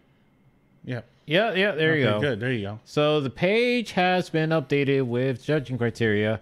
Talks about the maximum tire size that they're allowed to run, which is 265, which I think they announced at the Instagram, but at least now it's on the website. People can go and check it out themselves. They obviously watched and in case you're wondering, it's cmdrift.com, by the way. cmdrift.com. cmdrift. Okay, qualifying works. So this is interesting. Capped at 48. Oh, yeah. Following drivers meeting, a random drawing will take place. Yes. Oh, so no qualifying. Yes, Yeah, I love that. Yeah. I like that. Because it is. I both, hate qualifying. because it is both time consuming and boring to watch. Yes. Yes. Oh man. Yes. And it says here the best driver that day will win the event regardless. Well, I mean, That's true. It becomes an endurance race at some point. No, but what they're saying is that yeah, I get it. I mean, even if they qualify high, right? It's still at the end of the day, the best driver's going to win. But wait, hold on. Why 48?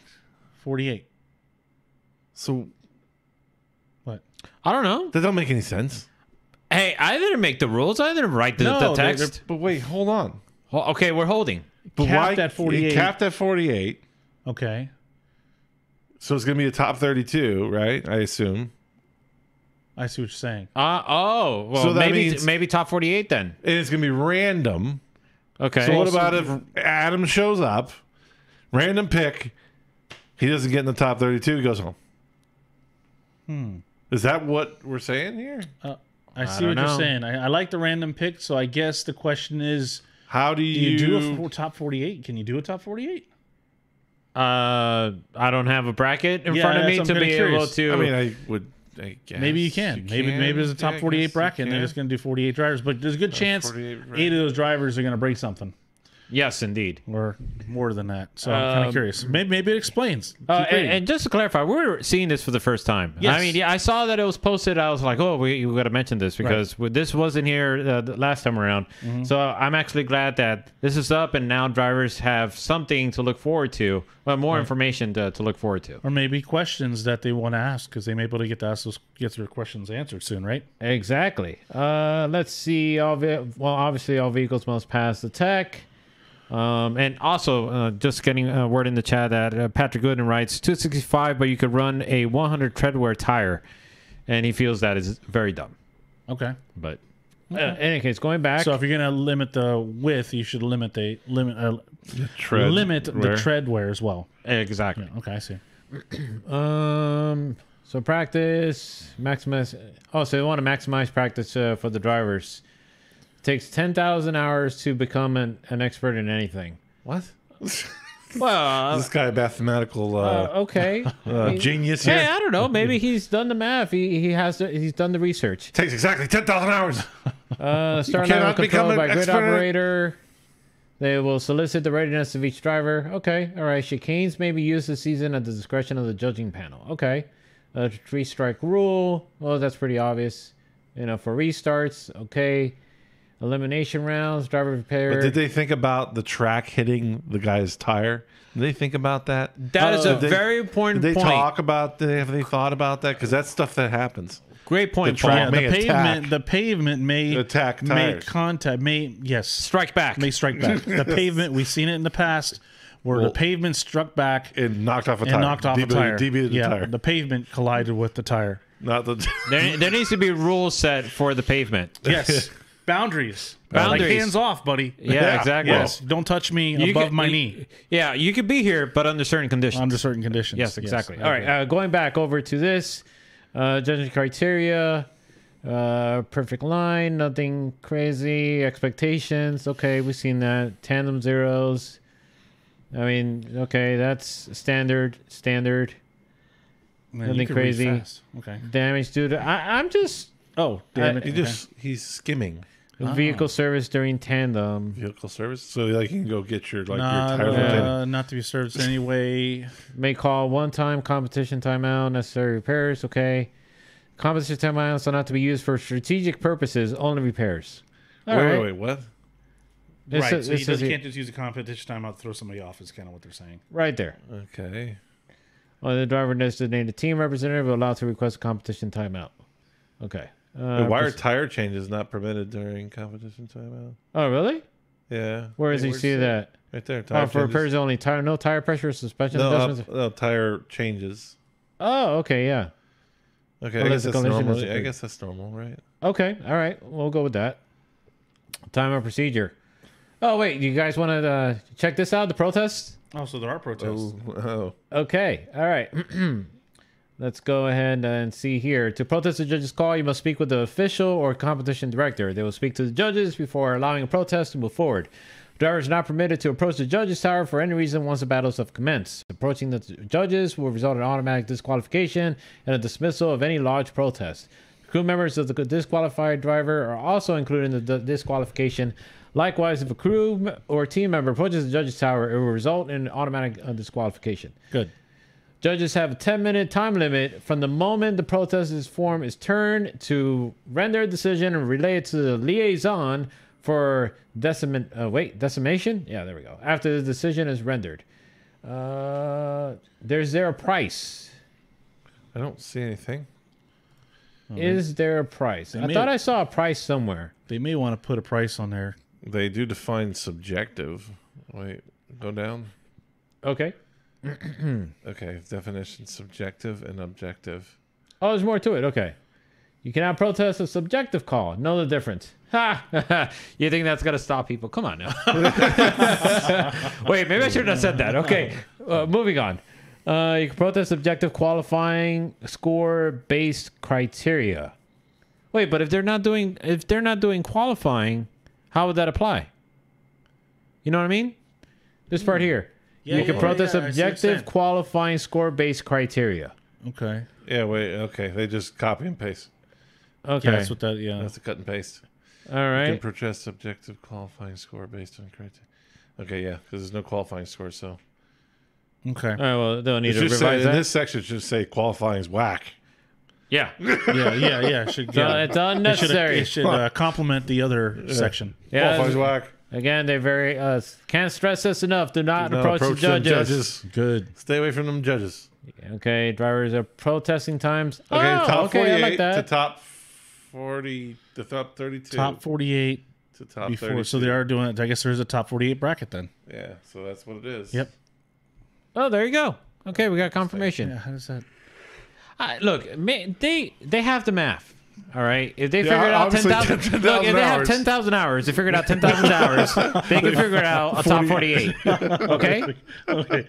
All right. Now I found it. There we go. This is very important for anybody that's interested in competing. Protest cost. Oh, $200. And we have $200. Okay, here's the question for you guys. Is it in cash or is it in Bitcoin? Okay, that's a question. But do you guys feel that is enough? No. No. think Paul, you you should. say no. No. Tim, do you say that's enough? Yeah, I say that's enough because their first. Yeah, I think that's enough. So I think the majority of drivers. I guess it depends on the level of driver. It really depends on the level of drivers that come up, Okay. right? Because if it's mostly grassroots guys, $200 is gonna be enough. Like if I went out, I'd be like, nah, I ain't paying $200. Okay, let me ask you this. Do you feel that it also depends on the type of protests that are being brought forth? Yes, like You see what I'm saying? Like if... I think it should be an adjustable rate. Wait, what? An adjustable rate based on stupidity. Hey, okay. Okay. stupidity. Oh, okay. I mean, I see where you're going with this. Okay. Let's see. Protest form presented only by the driver or the driver's representative. Okay. Cash. Here we go, Paul. Here's your answer. Oh, it is cash. That's not Must Bitcoin. present $200 in cash with the protest form at the same time the protest. And you got your protest here. Paul, you want to start filling this out already? Okay, yeah. Okay, there we go. Just have it ready. Oh, hey, look. And it seems like they're going to have a live Section stream. of track to discuss or video to pull or live stream timestamp. Live streams timestamp. Yeah, Okay. you get it? Yeah, tramp stamp. Got it. Okay, good. Okay. And sign below. You protest. The decision is overturned. You'll be refunded $200 and you'll be granted another protest form should you need it in the future. Okay. Well, better have a lot of these protest forms ready to pass out. Okay, championship Oh, points. there's There you go. championship points. Okay. Wait, first place gets 2 points. Second place gets 4 points. So who's the least amount of points at the end of the? Okay. Each competitor will also receive 2 points for participating in the event, and for each one after, the points will double. So first gets 2, second gets 4. Wait. Events. Those are event points. Oh, okay. Event. You get points. event So points. you get extra points for doing consecutive events. That's not a bad idea. Okay. All right. I guess that tries to get people. Wait, to, you get the first event you get 2 points. The second event you get 4 points. right. And the fifth event you get 32 points. So you could Right, just so you could beat you get people just by showing up. If they don't show up, yeah. If you don't show up, yeah. Oh. It's the incentive is, I guess, to try to get people to do all 5 rounds, Huh. right? Because it says if you do all 5 rounds, you'll get 62 points just doing all 5 rounds. Okay. Not like that's enough to to win, but Right. because tandem bracket first place gets 100, second place gets 80. If you go down a little bit more, you get the actual points for placement. But it does play a role. Okay. What kind of purse are they giving away? Okay. So I guess if you get Hang on, Paul. if you has- get eliminated in the top 48, you get nothing other than your points. your participation award. Your participation, like Participation. Participation points. Pilot Participation God points. darn it. participation. Yes. Yes, indeed. Okay. Purse. Obviously, first place $5,000, second place $3,000, third place $2,000, and fourth you get free entry to the next round. Keep on coming. for more. Non-transferable. Oh, that's very important. Really looks like they're trying to make people attend come the back. event. Yeah. Yeah. They're trying to hook you in. Yeah. First One's free. one's free. Well, that's interesting, gentlemen. What are your thoughts on this so far? I have a lot of questions. Yeah. I think the major question is, I just looked up 48 Bracket. tournament bracket, Okay. single elimination bracket, and you have it's 32 drivers in the first round of elimination, and then your other. So basically, from what was it? 42 is 10, so 16 drivers. 16 drivers are going to get a bye in the first round of competition. 32. Okay. No, yeah, I 42 get it. is Yeah, 10. it'll be 16. Yeah, 16. So it will either be that the top 16 get a bye, or the bottom 16 have to battle it out. You think? Well, I mean, the way the bracket lays out is that you have a top 32, and then after that top 32, those that advance on from those 16 winners go, and there's a whole nother set the way it works. So basically, it's like 16 guys will get a bye run for the first round of competition. Oh, okay. And those top 16 in that first round of 32 will go against another set of 16, and then you begin another 32 bracket all the way down to the end. Kind of weird. Different. It is. And I just want to mention that you have questions, and it just so happens that one of the representatives reached out to us, and we're trying to work a time and a place for us to for them to come on board, come on the show, and have some of our questions answered, and perhaps some of the viewers too that are looking to either just see what the event is about or looking to compete in the event. And those drivers that have questions can tune in and do a Q&A. Right. Or it could just be like a driver's meeting. It could be like a driver's meeting, yeah. Yeah, exactly. Yeah. You know, So that'd be kind of cool. Yeah, I mean, if you don't attend, if you don't watch, you can't attend the first round. There we go. That'd be cool. That'd be one way something. to push up ratings. Extra drift session points. Extra drift session points. if you attend the drift sessions meeting, All Yeah. right, so if you have any questions or concerns or comments, I guess I like the no qualifying. That's cool. Yeah, that's great. The purse it's is the good. top 48 that's going to be kind of Purse different. is good. Right. The top 48 is, I looked at it now. It's not as bad as I thought. So, I think it makes sense. I think it was hard for Klutch Kickers to get 60, right? So I think a top 48 makes more sense than a top 60. And they're doing it all in one day, right? It's a one-day event, right? The top 64 was hard to get. Qualifying and everything, Yeah. that's just too much. So eliminating the qualifying, bringing it down to what they're probably going to get more than 48 drivers. So I guess. But that's the thing is that you have 48. I guess they're capping it at 48. You full well know that there's going to be at least 8 of those drivers, 6 or 7 of those drivers that are going to break, or maybe don't show up that day. Something's going to happen because I don't think I've done it. I don't think we've ever gone to an event where everybody that registered and showed up competed. No, even Klutch Kickers, it was like guys that just were break on practice. Right, exactly. So that you may still end up only doing a top 32. Who knows? Yeah, no, I think it's gonna. Yeah, I think they may just be able to buy a lot of buys and just go right to top 32. Yeah, it's random. It's luck of the draw. Yeah, Right.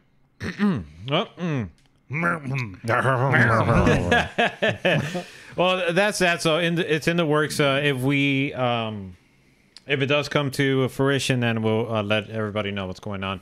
One of the last things I wanted to mention, it's sort of a bit of off topic, and I'll just be brief about it, is that I had a interesting experience with an electric vehicle. Wait 1 second. Whoa. Okay, and I can't remember the Pinnacle. Was it Pinnacle? There's another brand of electric car that when you go to rent a car, they offer it. It's certain, like it was in Tallahassee. Like when you wanted to rent a car, they offered a free upgrade to an electric vehicle. You didn't have to obviously pay for gas or anything to refill it or recharge it. But I forget it's not Tesla. It was something else. I can't remember the name of it. Anyways, go ahead. Was it Hertz? Hertz was the brand. Was the so you're talking about who was the manufacturer? the manufacturer of the electric vehicle. It had to be a Toyota or a No, it could be like some could be Polestar. Polestar. That's what it was. It was Polestar. Yeah. I got it. Okay. Okay. So go ahead. Yeah, I've been seeing a couple of those. So,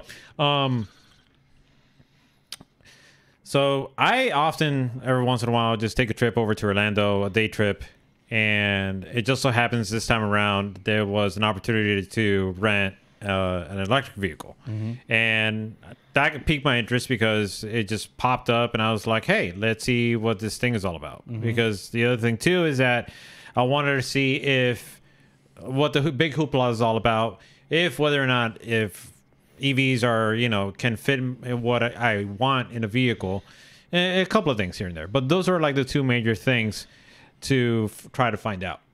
And I'll try to summarize some of it because I don't want to bore everybody with all the details, but I will say that there was a lot of surprises, a lot more frustrations than what I expected. Oh, really? And it quickly went down to a conclusion. Okay. And so now, mind you, you're renting a vehicle to go from Miami to Fort Lauderdale and back. No. I'm renting a vehicle to go from Miami to Orlando. That's what I meant. Yeah. You just said Fort Lauderdale. I'm like, well, yeah, Miami. Yeah. Because I'm saying Fort Lauderdale, Miami. Yeah. I'm just trying to be quick. That way I don't lose you. From Miami to Orlando and back. Right. In a weekend or 1 day? In 1 day. In 1 day. Okay. In 1 day. What do you mean? I can't do that. Go Relax. ahead. Let him finish. That's finish the story. Roughly what? That's roughly 178 miles or something like that. No, it's actually roughly about 240 miles up. Oh. And of course, if you travel about it's probably like 250 to 60 miles. Okay, go ahead. So as you were, yeah, like roughly 500 miles round trip. Okay. So, and this is something if anybody else is looking to do the same, I guess these are some things to watch out for. So, when you get the vehicle, right? Usually, when you get a regular car, you get typically a full tank of gas. Obviously, there's sometimes surprises that it's not full or it's like halfway, but you could usually just get by to your destination. Like I've had vehicles where it's like maybe 3/4 of a full tank, right? But that's and I still able to get to Orlando at least. Yes. Right. Yeah. This thing was at 63%, and at 63%, it tells me that it was a range of 165 miles. So evidently, right off the bat, it's not going to make it. Not going to get So there. that's already going to add to, and this is going to be a recurring theme to this whole trip. And one of the major reasons why this isn't going to work out for me, at least, at this point in the EV's stage, is that already you have to worry about charging it. And you can't, it's not like obviously a gas station where you can just go 5 minutes, top up, take off. Right. You have to find a station, go there, and then charge it for however long it takes, because depending on the vehicle, it also determines the charge rate of what the vehicle is capable of. And how many people are charging at the same time. Exactly. So to kind of go on with the story of how my experience went with the first charging station, it was not necessarily along the way of where I had to go. So here's the thing. I have a predetermined route that I go to go to Orlando.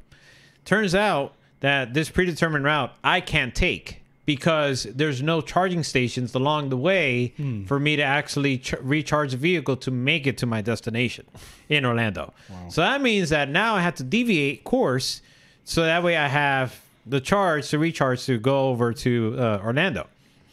So then that, of course, just the change in the plans. I go to the first station to charge, and it's roughly, it says it takes roughly about 30 minutes to go from the, actually at that point I got there with 50 something percent. So I had to go charge it at 100, right? Okay. Charge it at 100, and then I had to, so that's 30 minutes. Took you 30 minutes to charge to 100. Yeah. Oh God. Okay. Okay, here we go. So then obviously I can't make it over to my destination because it's not, apparently, because depending on which model. And let me clarify. I should have clarified. It was a Tesla Model 3.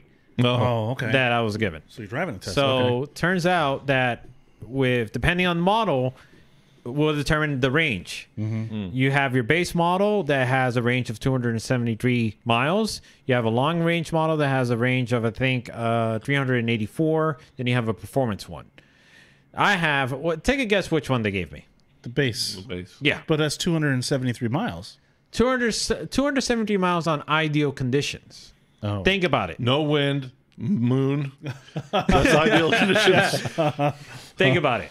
Okay, and that's not taking into account if you decide to use any of the extra features that the car has, or like oxygen, air conditioning. Yeah. Exactly. So that's not taking into account any of the extra features you want to use, like for instance AC, headlights, or whatever it is. Yeah, exactly. So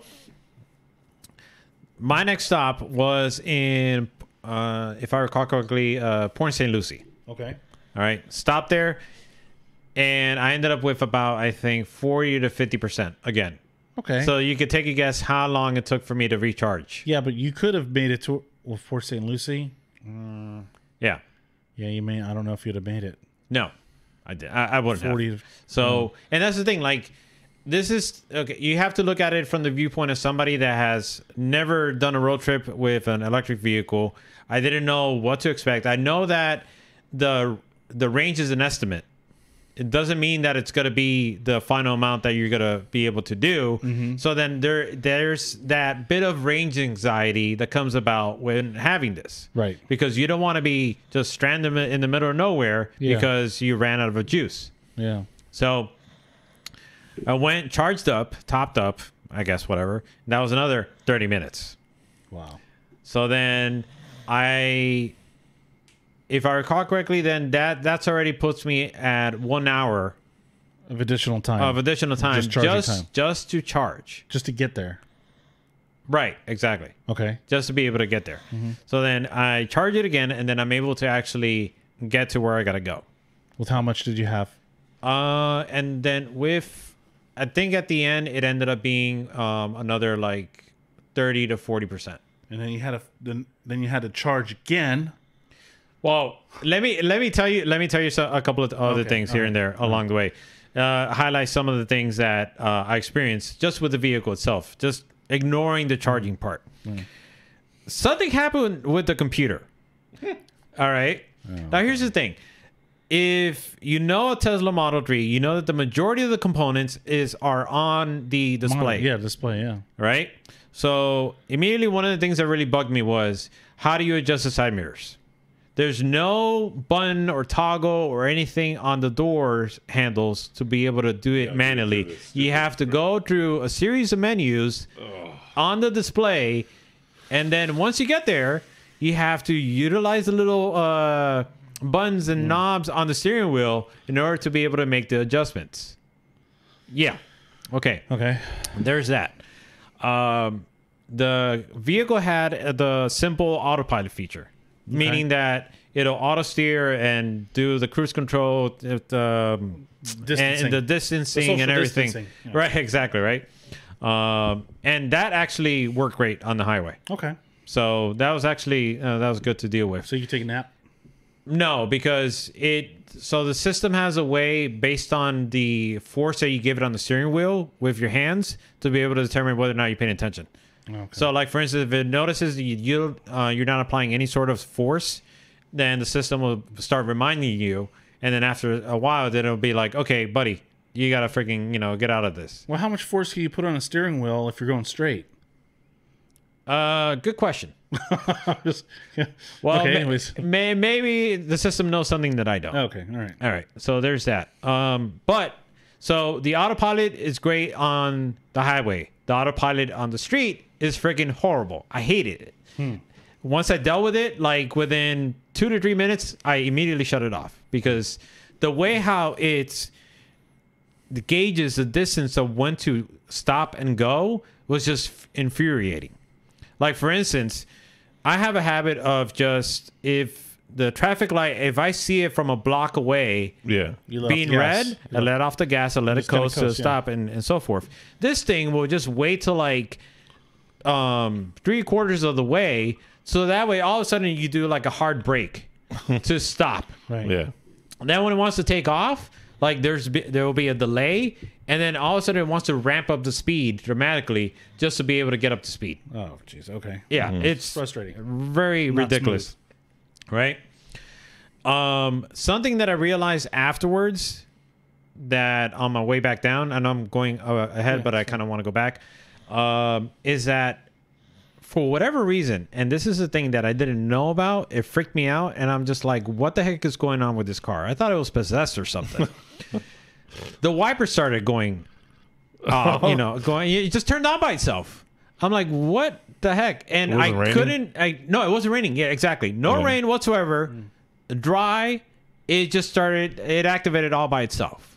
It was going and going and going, and I'm going. And here's the thing, like, because there's no stock for the wipers. Yeah. Really? Yeah. There's Not nothing. even for the wipers? Nothing. There is a way, but there's no typically on vehicles, regular vehicles, there will be a dedicated stock for you to adjust the windshield wipers, Right, and for you to apply the nozzles and everything. Yeah. This thing, no, you have to go through. Now you could either go through the display menu options to get to it, or you could either press in a button to make the adjustment. Did you say Cinnabon? No, press in a button. Gee, there's a big Cinnabon. I was like, man, that sounds good. You push the Cinnabon. You push on the Cinnabon, and then the one windshield wiper start. Sorry. Turns out the reason why this thing activated by itself is that because I was using the autopilot, it needed to apply the windshield wipers so that way the windshield is clear enough for the camera that's on the top of the windshield centered, so that way it's able to see and utilize the autopilot feature. So when the wipers came on, also the spray came on too? No, it didn't. So that just smears stuff. That doesn't help. Did it make Exactly. It made it worse. I was going to say that. I can't see less. It's getting worse. I don't know. Keep them going. They didn't think this out very well. Yeah. Yeah, it only took for me to receive a prompt from the display telling me like, "Hey, the windshield wipers are on because of the autopilot." That I realized like, oh, okay, that's why. And then if you were to actually have the autopilot on and try to go to the menu options to shut off the wipers, it won't let you. Oh, In order for you to turn off the wipers, you have to shut off the autopilot. And then you could go to the menu options, and then it'll allow you to select off. that's ridiculous. Yeah. It's ridiculous. Some of the positives: acceleration is great. Of course, yeah, Yeah, acceleration is great. Handling is actually pretty good. Yeah, It felt good and nimble, and I was really genuinely surprised by that. Okay. So there's that. So Most of the weight in those cars is really low. yeah, definitely. That helps. But just going back to the whole display thing, how it went crazy. Like it was just so bad that the display shut off by itself. Oh wow! It shut While you were driving? As I'm driving, the system took a catastrophic failure, and it shut off by itself. So I was just driving with no speedometer or any access to the controls. And you just had to wait for it to reboot. I had to wait for. Luckily, thankfully, it rebooted by itself. Whatever it is, I don't know what it was. Maybe I did a software update along the way. I was just like, well, maybe it'll sort itself out, or maybe the car Tesla. kept going, right? Yeah, exactly. The car kept going, but I was just flying blind for a bit. So how many times did you have to charge? 4 times? So going back to the charging aspect of this whole quest, after I was done and I was ready to head back, immediately I had to go and recharge. Right. Obviously. Here's the thing though, because the weather had gotten so cold, that brought up another issue. When you're dealing with extreme weather, especially cold weather, the mileage rate is affected by it. Now we're talking, for those that anybody watches, we're talking a Florida extreme weather. Cold is 36 degrees or 40, not even. No, cold is like 50 degrees. Yeah, give or take. Yeah. Okay. Yeah. Not really cold compared to the rest of the country. Exactly. Yeah. So, and I knew this because as you're going over to charge, it's telling you mileage may be affected because of cold temperatures. And so it's not only the mileage that's actually getting affected, it's also the charge rate too. Oh, okay. So then here's the thing. You have to worry about the temperature affecting the charge. You have to worry about where the station itself, because some charging stations output more power than others. Okay. And then you also have to worry about the station itself where you're at, because if your station is being shared, the power is being shared with the person that's next to you, then you don't get the full power. So in the end, you could either end up being, instead of it being 30 minutes, you could either end up being 40 or 50. Wow. That's frustrating. Yeah. Crazy. So you lost about 2.5, 3 hours of your trip just in charging. At least. Yeah. And then I had to charge again. So here's the other thing. So I had to charge again at some point in the St. Lucie area. And then I had to charge another time. So that way there's enough charge to return the vehicle. Because the agency requires that you have it at least at 70%. Yeah. Really? Yeah. You have it to have it at least 70%. And the funny thing is that if I would have gone to the last station about maybe 5 minutes later than when I got there, I would have had to wait, because as soon as I showed up, other people started showing up, and the other people actually had to wait for somebody to leave so that way they could charge. Yeah. Yeah. So, in conclusion, EVs, for me, in my opinion, it's a no-go. So not only are they frustrating to recharge, they're bad for the environment. No, I'm serious. They are. They're bad for the environment. Okay. You can't get rid of the battery. You can't recycle them. You can. You know how much money it takes to recycle that battery? Well, And resources it takes. So you can do it. Oh. But it's not easy. Right, It's right. not cheap and it's not easy. Right. And there are the amount of slavery in the Congo mining cobalt for these batteries. You just don't, people are in these cars saying, I'm doing, it's better for the environment. No, you're just moving the pollution somewhere else, and you're on the backs of slave labor. So think about that. You go buy your EV. Okay. All right. That's a lot of EV hate there. It is. It's true. EVs are not good for the environment, and they You're outsourcing the pollution. Slave labor, right? You're outsourcing the pollution. Yeah, you're outsourcing. You're outsourcing the pollution. Yeah. Unless they come up with a good fusion nuclear power. I'm for that. Also, to add, it's very difficult to put out their fires too. Yes, the fires. very dangerous. They have to have those tanks where they just drop the car in the tank, water tank for like a couple days. You ever seen that?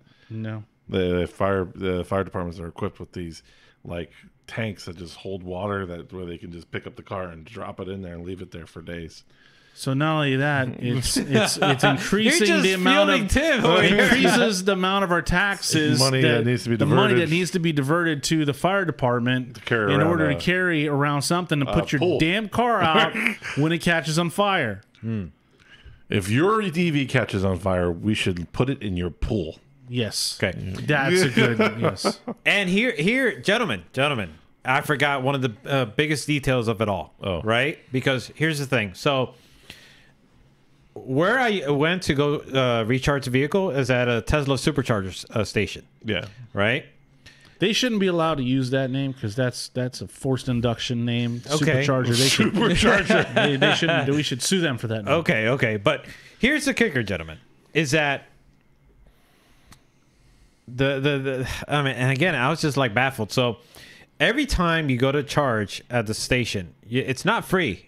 You have to pay. You have to pay. Like $10. Luckily, though, the agency that I went with, you don't have to pay. So that was actually one of the other reasons why I decided, apart from the experiment, that I wanted to check it out, because I was like, hey, look, I don't have to pay anything extra. No, just right. 4 hours of your life. Yeah, that exactly. you never get back. Yeah, which that was the really aggravating part. But Yeah. okay, Okay. Going back to the whole So thing. 4 hours of your life is only worth what, $40? You're only worth $10 an hour. You're way. Well, it's funny. It's funny you mentioned that because it was about $40 to recharge the vehicle for the whole trip. Yeah. That's roughly about. Actually, I've actually spent less on a gas vehicle on Prius. Oh, You drive on a on a Prius. Prius. Yeah, As an example, on a Prius to make that trip. maybe even less. So the fact is that how it's just like mind blown. The fact that it's like you think that you're getting a better deal, I guess you can say, where you could not have to spend so much. Right. It was only because of the fact of the perk of through the agency to be able to have rent this vehicle and avoid having to pay those costs that made it worthwhile. But the fact is that if you're going to road trip this, I mean, how do you argue against just going with a regular gas powered vehicle Or hybrid. And not only do you perhaps potentially save money compared to an EV. You save children, But- in the Congo. Oh, 'cause now okay. these children aren't slaves. Yes, Tim, you made your point. Just saying. But most importantly, and one of the biggest important things to me is time. Yeah. You save Yeah. time. Yeah. And I was just in disbelief. The fact that every time it was about, and I took photos. I'm not. I took photos. I could have told you that was going to I happen. got receipts. I could have told you that was going to happen. I'm going to go ahead and just pull this up right fast because many people may think like, oh, that just makes no sense. I have receipts. First time, 1156. All right. Second time, 1224. Okay, so it's $24. Hang on. Actually, I was a little off, but that's okay. I'm going to go back. Another time, 1190. Okay, so you had 35. 675. Okay, 41. I think that's it. Well, it's like $41, $42. Okay. Yeah. Wow. Well, there you have it. EV, not for me. All right. Well, thank you everybody for tuning in. We hope you enjoy the show. We want to also give another shout out and thanks to Ryan Acevedo for coming on board, spending some time with us, and hopefully we'll have a guest lined up for the next episode, which should be interesting because if it happens, then it'll really clear the picture, make it more interesting with what's going to happen with the series because it looks pretty promising. Paul's already sold on the no qualifying part of it. Yep. So let's see what else they could sell us on. Yeah, let's see.